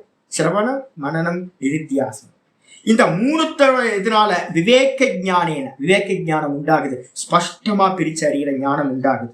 உண்டான மாத்திரத்துல புத்தி விருத்தி அவித்யா அசத்திய ரூபையா ஏவ பரமார்த்தக புத்தி விருத்தியா வித்யா அவித்யல புத்தி விருத்தியா வித்யா. சரி, ஒரு ஞானம் உண்டாகுது. இப்ப நான் சொல்ற ஞானம்ல எங்க உண்டாகும்? ஆமா சாமி, புத்தியில தானே உண்டாகுது. புத்தியில ஒரு ஞானம் உண்டாகுதா? இப்ப நான் பேசுற விஷயங்கள்லாம் எனக்கு நல்லா தெரியும். என்னன்னு கேட்டீங்கன்னா, எப்படியாவது உள்ள போய் கொஞ்சம் கொஞ்சம் சப்தங்கள் உள்ள உட்கார்ந்துடும். மெதுவா மெதுவா மெதுவா மெதுவா அது வேலை செஞ்சுக்கிட்டே போகும். எல்லா சப்தங்களும் உங்க காதுக்குள்ளார போகும். உள்ள போன மாத்திரத்துல அது என்னவா மாறும்? புத்தி விருத்தியா மாறும். புத்தி விருத்தினா தாட், புத்தியோட தாட்டா ஞானமா பரிணமிக்கும். அந்த வித்யா, இப்ப நான் சொல்றது எல்லாம் வித்யா, பிரிச்சு பார்க்கணும் அப்படின்னு தெரிஞ்ச அந்த வித்யா, அப்ப புத்தியில ஒரு தாட்டு உண்டாகுது. நான் இந்த தேகம் இல்லை, நான் மனதில்லை, நான் இந்திரியங்கள் இல்லை, நான் பிராணனும் இல்லை, நான் எதுவும் இல்லை. இந்த இது மாதிரி ஒரு தாட் உங்களுக்கு உண்டாகுதுன்னா எங்க உண்டாகுது? புத்தி விருத்தியில தான் உண்டாகுது. சரி, அவித்யாலிருந்து உண்டானது எல்லாமே பொய் தானே. அஜானத்திலிருந்து உண்டான எல்லாமே பொய். இந்த புத்தியும் கூட எங்க இருந்து உண்டாச்சு? ஒன்னும் தெரியலன்ற அவித்யாலிருந்து உண்டாச்சு. அந்த அவித்யா பொய்யா இருக்கிறதுனால அதுல இருந்து உண்டான புத்தியும் பொய். அந்த புத்தி பொய்யா இருக்கிறதுனால புத்தியில இருக்கக்கூடிய விருத்தியும் பொய். உண்மைதானே உங்களுக்கு? மெஜிஷியன் வந்து பாத்தீங்கன்னா ஒரு மேஜிக்ல வந்து பாத்தீங்கன்னா ஒரு ஃப்ளவர் வாஷ்ல இருந்து ஒரு புறாவை உண்டு பண்ற. மெஜிஷியன் உண்டு பண்ண அந்த புறாவும் பொய். அந்த புறால இருக்கக்கூடிய கண்ணு, காது, மூக்கு, வாய் எல்லாமே பொய் தானே. அது பண்ற ஆக்ஷன், பறக்குது அப்படின்றோம், அதுவும் பொய் தானே. அதே மாதிரி புத்தி பொய், அவித்யால இருந்து உண்டானது. புத்தியில இருக்கக்கூடிய விற்த்திகளும் கூட பொய்யானது. அப்போ ஆனா என்ன அப்படின்னு கேட்டீங்கன்னா, பொய்யாவே இருந்தாலும் கூட அசத்திய ரூபையா ஏவ, அந்த புத்தி விற்த்திகள் எல்லாமே பொய்யாவே இருந்தாலும் கூட, என்ன புத்தி விருத்தி? நம்ம படிக்கிறது எல்லாமே பரோட்ச ஞானம்னு பேரு. சிரவண காலத்துல நம்மள்கிட்ட வந்து என்ன இருக்கு? பரோட்ச ஞானம் உண்டாகுது. சப்தத்தையும் அர்த்தத்தையும் நம்ம தெளிவா தெரிஞ்சுக்கிட்டே போறோம். இது எல்லாம் புத்தியில வந்து எப்படி ஒரு கம்ப்யூட்டரை படிக்கிறோமோ, ஒரு சயின்ஸை படிக்கிறோமோ, அதே மாதிரி வந்து பாத்தீங்கன்னா இப்ப வேதாந்தமும் நமக்குள்ளார எப்படி இருக்கு? ஒரு புத்தி ஞானமா விருத்தி ஞானம்னு பேரு. அந்த விருத்தி ஞானமா உண்டாயிருது. அப்ப புத்தியில இருக்க புத்தியும் பொய், புத்தியில இருக்கிற விருத்தியும் பொய் தான், பரோட்ச ஞானமும் பொய் தான். ஆனாலும் கூட பரமார்த்தத்தக அவிக்கிரியேவ ஆத்மா வித்வான் உச்சியதே. அது அந்த விருத்தி என்ன பண்ணும் தெரியுங்களா உங்களுக்கு? நான் சொப்பனத்துல இருந்து எந்திரிக்கிறேன், திடீர்னு சொப்பனத்துல இருந்து எந்திரிச்சுக்கணும். ஏதோ ஒரு ஜென்மத்துல வந்து பாத்தீங்கன்னா ஏதோ ஒரு மோசமான அனுபவம் வந்திருக்கணும். ஏதோ உடம்பு வந்து பாத்தீங்கன்னா டக்குன்னு ஒரு உலுக்கி போட்ட மாதிரி, ஷாக் ஆன மாதிரி டக்குன்னு வேக்கப் ஆயிடும். பார்த்தா வந்து உண்மை இல்லை அப்படி. அப்போ என்ன வேக்கப் பண்றதுக்கு வந்து பாத்தீங்கன்னா சொப்பனத்துல ஏதோ ஒன்று நடந்துச்சுல, ஒரு பேய். சொப்பனத்துல வந்து ஒரு பேய் கனவு கண்டேன். குழந்தைங்க எல்லாம் கத்தும் பாத்தீங்களா, வீர் வீர் கத்தும். படுத்துட்டு இருக்க குழந்தைங்க ஏதோ ஒரு சிரிக்கும், குழந்தைங்க எல்லாம் சிரிக்கும். சில சமயம் குழந்தைங்க எல்லாம் வந்து பாத்தீங்கன்னா அழுவும். இதே மாதிரி எனக்கும் நடக்கும், எல்லாத்துக்கும் நடக்கும். ஒரு பேய் கனவு. கனவுல தாங்க பேய் வந்துச்சு. கனவுல வந்த பேய் உண்மையா பொய்யா? கனவுல வந்த பேய் பொய். என கனவு பொய், கனவு பொய், கனவுல வந்த பேயும் பொய். ஆனா நான் வந்து பாத்தீங்கன்னா அந்த பேய் என்ன பண்ணுச்சு அப்படின்னா என்ன வந்து வேக்கப் பண்ணி விட்டுருச்சு, விழிப்படைய வச்சிருச்சு. எந்திரிச்சு பார்த்தேன், கனவு போச்சு, கனவுல வந்த பேயும் போச்சு. நான் என்ன ஆயிட்டேன்? வேக்கப் ஆயிட்டேன். புரியுதா இந்த அர்த்தம்? இதே மாதிரி எனக்குள்ளார புத்தி விருத்தி வந்து பாத்தீங்கன்னா உண்டாகுது. நான் இந்த தேகாதிகள் இல்லை, இவைகள் எல்லாம் பார்க்கப்படுகின்றவைகள், நான் பார்ப்பவன் அப்படின்னு இந்த புத்தியில வந்து பாத்தீங்கன்னா ஒரு தாட்டு வருது. அந்த புத்தி விருத்தி என்ன பண்ணுது அப்படின்னா அந்த புத்தியையும் நாசம் பண்ணி அந்த தாட்டும் நாசமாயி தான் தானா வேக்கப்பாயிடும். புரியுதுங்களா உங்களுக்கு? இந்த விஷயம் தான் வந்து பாத்தீங்கன்னா அப்போ இவன் என்ன ஆகிறான்? பொய்யான பேயினால ஒரு விழிப்படைகிற மாதிரியே பொய்யான பரோட்ச ஞானத்தினால என்ன ஆகிறான்? இவன் விழிப்படைகிறான். நான் ஆத்மா அப்படின்னு இவனுக்கு போதமானது அறிவானது ஞானமானது உண்டாகிறது. அந்த ஆத்மாதான் அவிக்கிரிய ஏவ ஆத்மா வித்வான் உச்சது. அந்த அவிக்கிரியமா இருக்கக்கூடிய ஆத்மாதான் ஞானி புருஷன். அங்க அஜ்ஞானின்றதெல்லாம் இல்லாம போயிடுது, கனவு மொத்தமும் முடிஞ்சு போயிடுது. ஞாத்தே துவைத்தம் ந வித்யதி. முக்கியமானது மாண்டூக்கிய காரிக்கையாக சொல்லுது, அறியப்பட்ட பிறகு துவைத்தம் என்பது ஒன்றும் இல்லாமல் போய்விடுகிறது. அறியப்பட்டதுக்கு முன்னாடிதான் துவைத்தங்கள் எல்லாம். நான் அஜ்ஞானி, நீ ஞானி, சாஸ்திரம் சாஸ்தா, நான் பாத்தீங்கன்னா உபதேசம் பண்றேன், நீங்க உபதேசத்தை கேட்கறீங்க, நான் பாத்தீங்கன்னா அது இது அப்படின்னு எல்லா பேதங்களும் எங்க அப்படின்னா அறியறதுக்கு முன்னாடி. சொப்பன மாதிரி, அந்த சொப்பனத்துல ஒரு வைத்தியர் நமக்கு மருந்து கொடுக்கிற மாதிரி ஒரு குருநாதர் வரார். ஒரு பேய் பாத்தீங்கன்னா நம்மள வேக்கப் பண்ற மாதிரி இங்க பாத்தீங்கன்னா ஞானம், பரோட்ச ஞானம்ன்ற அந்த புத்தி விருத்தி ஞானம் உண்டாகுது. அது என்ன பண்ணுதுன்னு கேட்டீங்கன்னா அந்த சொப்பனத்தை நாசம் பண்ணி நம்மள என்ன பண்ணிடுது, வேக்கப் பண்ணிடுது. சொரூபத்துல வந்துடுறோம். வேக்கப் ஆன மாத்திரத்துல சொப்பனம் மொத்தமும் இல்லாம போகுது. அதே மாதிரி தானா ஒருத்தன் வேக்கப் ஆகிறான் புத்தி விருத்தியில. ஆன புத்தி விருத்தியை விட்டுட்டு என்ன ஆகிறான், சொரூபமா ஆயிடுறான், அவிக்கிரிய சுரூபமா ஆயிடுறான். அவனுக்கு பேர் என்ன பேரு, அப்பிரமேயன்னு பேர். ஏற்கனவே லட்சணம் பார்த்திருக்கோம். அப்பிரமேயன்னா என்ன அர்த்தம், எந்த ஒரு பிரமாணத்தினாலும் அறிய முடியாதவன். எல்லாத்தையும் நீக்கினதுக்கு பிறகு மிச்சம் இருப்பவன் எவனோ அவன்தான் ஆத்மா. அந்த ஆத்மா தான் ஞானின்னு சொல்றோம். அப்ப ஞானியும் ஆத்மாவும் வேற வேற இல்லை. குரு பிரம்மா, குரு விஷ்ணு, குரு தேவோ மகேஸ்வர, குரு சாட்சாத் பரம் பிரம்ம. மந்திரம் டெய்லி நம்ம பாத்தீங்கன்னா சொல்லிக்கிட்டே இருக்கிறோம். சாட்சாத் பரபிரம்ம. குருநாதர் எப்படிப்பட்டவர், ஞானி புருஷர், சாட்சாத் பரபிரம்மம். அவர் தேகம் இல்லை. அவர் தேகத்தை நம்ம பார்க்கிறோம், ஆனா அவருக்கு தேகம் இல்லவே இல்லை. அவர் ஆத்மஸ்வரூபமா தான் இருக்கார் அப்படின்னு பாத்தீங்கன்னா உச்சியத்தை சொல்லப்படுகிறது. இதுக்கப்புறம் பாத்தீங்கன்னா ஆச்சாரியார் ஒரு பெரிய விசாரத்தை இருக்கிறார். இதுல நல்லா புரிஞ்சுக்கணும். இது வரைக்கும் வந்தது எதுன்னு கேட்டீங்கன்னா இந்த உச்சியத்தை வரைக்கும் இருக்கிறது. இன்னைக்கு பாட்டம் எங்க ஆரம்பிச்சதோ அங்கிருந்து இது வரைக்கும் இருக்கிற பாட்டத்தோட மூல மந்திரம் எது அப்படின்னா பிரம்மவித்து பிரம்மைவ பவதி. இதுதான் ஒரே ஒரு அர்த்தம் இது வரைக்கும் சொல்லப்பட்டது. பிரம்மத்தை அறிந்தவன் பிரம்மமாகவே ஆகிறான். பிரம்மத்தை அறிந்தவனுக்கு தேகம் என்று ஒன்று தனியாக இருப்பதில்லை. பிரம்மத்தையும் ஞானியையும் பிரிக்க முடியாது. பிரம்மத்துக்கு கர்மம் இல்லை, ஏன்னா தேகாதிகள் இல்லை. அப்ப பிரம்மமாவே இருக்கக்கூடிய ஞானிக்கும் பாத்தீங்கன்னா கர்மம் இருக்கவே இருக்காது. நம்ம கண்ணுக்கு தெரியறதெல்லாம் உண்மையா இருக்கணும்னு அவசியம் இல்லை. நம்ம சொப்பனத்துல இருந்து இன்னும் வேக்கப் ஆகல. நம்ம சொப்பனம் பார்த்துக்கிட்டு இருக்கோம், இன்னும் துவைத்தம் இருக்கு, சொப்பனம் பார்த்துட்டு இருக்கோம். ஆனா ஞானி புருஷன் அந்த சொப்பனத்துல இருந்து விழிச்சிட்டார். விழிச்சதுக்கு பிறகு அவருக்கு சொப்பனமே இல்லை. அப்போ நம்ம தான் நம்மளோட சொப்பனத்துல ரமணர் இருக்கார், நம்மளோட சொப்பனத்துல சங்கரர் இருக்கார், வியாசர் இருக்கார், பெரிய பெரிய ஞானி புருஷர்கள் எல்லாம் இருக்காங்க, நம்மளோட குருமார்கள் எல்லாம் இருக்காங்க எல்லாரும். அப்போ நம்ம பார்வையில தான் கர்த்திருவம் போக்திருத்துவம் எல்லாமே இருக்கு. ஆனா ஞானியோட இதுல பாத்தீங்கன்னா வெறும் அவன் ஆதார தத்துவமா ஆகிவிட்டான் அப்படின்னு புரிஞ்சுக்கணும். இதோட நிக்கட்டும், நாளைக்கு மீதி விசாரத்தை. ஓம் பூர்ணமத பூர்ணமிதம் பூர்ணாத் பூர்ணமுதச்யதே பூர்ணஸ்ய பூர்ணமாதாய பூர்ணமேவாவசிஷ்யதே. ஓம் சாந்தி சாந்தி சாந்தி. ஓம் ஸ்ரீ குருभ्यो நமः. ஹரி ஓம். ஓம் கீதா சாஸ்திரமிதம் புண்ணியம் யः பठेत प्रयतः पुमान् विष्णो पदमवाप्नोति भयशोकादिवर्जितः. गीता जीवनशीलस्य प्राणायामपरस्य च नैव सन्ति हि पापानि पूर्वजन्मकृतानि च मलनिर्मोचनं पुंसां जलस्नानं दिने दिने सकृद्गीताम्बसि स्नानं संसारमलनाशनं. गीता सुगीता कर्तव्या किमन्यै शास्त्रविस्तरैः या स्वयं पद्मनाभस्य मुखपद्मात् विनिश्रुता. भारतामृतसर्वस्वं विष्णोवक्त्रात् विनिश्रुतं. गीता गङ्गोदकं पीत्वा पुनर्जन्म न विद्यते. सर्वोपनिषदो गावः दोग्धा गोपालनन्दनः. पार्थो वत्ससुधीर्भोक्ता दुग्धं गीतामृतं महत्. एकं शास्त्रं देवकीपुत्रगीतम् एको देवो देवकीपुत्र एव. एको मन्त्रस्तस्य नामानि यानि कर्माप्येकं तस्य देवस्य सेवा. इति श्रीमद्भगवद्गीता माहात्म्यं संपूर्णम्. ओम श्री कृष्णाय परमात्मने नमः. श्री कृष्ण कृष्ण कृष्ण.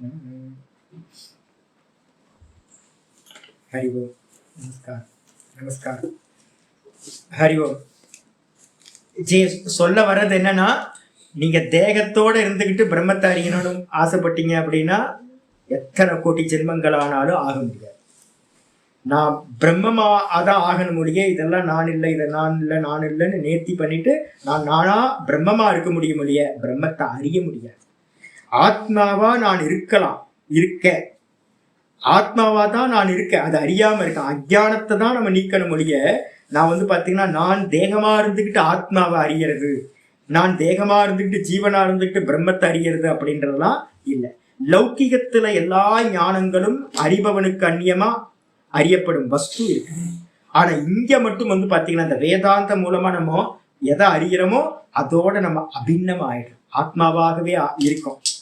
அதுதான் நம்ம தெரிஞ்சுக்கணும் முடியும். ஆத்மாவை அனுபூதி பண்ணணும், அதை ஆப்ஜெக்ட் பண்ணணும் அப்படிலாம் நினைச்சீங்கன்னா அது முடியவே முடியாது. ஆப்ஜெக்ட் பண்ணவே முடியாது, அது சப்ஜெக்ட். இதுதான் முக்கியமானது. அது இடத்துல எந்த கர்மாவும் சம்பவிக்காது.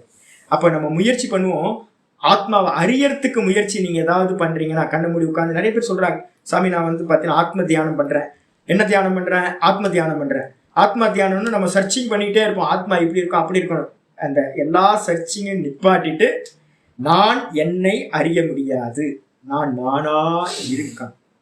அப்ப நானுக்கு மேல இருக்கிறத தூக்கி போடுறது மட்டும்தான் பண்ணணும். மிச்சம் இருக்கிறவன் தான் நான். அந்த மிச்சம் இருக்கிற நானுக்கு தேகம் இல்லை, மனசு இல்லை, புத்தி இல்லை, எதுவுமே இல்லை. நான் அப்படிப்பட்டது. எப்படிப்பட்டது? வெறும் அறிவு சுரூபமா இருக்கணும். அறிவு சுரூபமா நான் இருக்க முடியும். அதனால ஆப்ஜெக்ட் பண்ற விஷயத்தை பாத்தீங்கன்னா டோட்டலா விட்டுறணும். ஆப்ஜெக்ட் பண்ணிக்கிட்டே இருந்தீங்கன்னா எத்தனை கோடி ஜென்மமானாலும் நம்ம நிழலை பிடிக்கிற மாதிரிதான். பிடிக்கவே முடியாது. நிழலை பிடிக்க முடியுமா? கையில பிடிக்கவே முடியாது. நம்ம பிடிக்கிறது பாத்தீங்கன்னா பொய்யாதான் இருக்கும் மொழியை தேடிக்கிட்டே இருப்போம். நம்மள ஃபர்ஸ்ட் பர்சன் அறிய முடியாம போயிட்டே இருக்கும். நான் தான் ஃபர்ஸ்ட் பர்சன், நான் அடையப்பட்டவனாவே இருக்கேன். அதனால இருக்கிற எல்லாத்தையும் நேர்த்தி பண்ணணும். புரியுதா? புதுசா பாத்தீங்கன்னா ஒண்ணு அறியறது இல்லை. ஏற்கனவே அறிஞ்சதை மறைச்சிருக்கிறத மட்டும்தான் நீக்கிறது. இதான் பண்ணணும். ஞானி ஆத்மாவா இருக்கான். அவன் ஆத்மாக்கு வேறா ஒரு ஜீவனா இருந்துகிட்டு அறியல, அறிவு சுரூபமா இருக்காங்க. இதுதான் தாற்பயம்.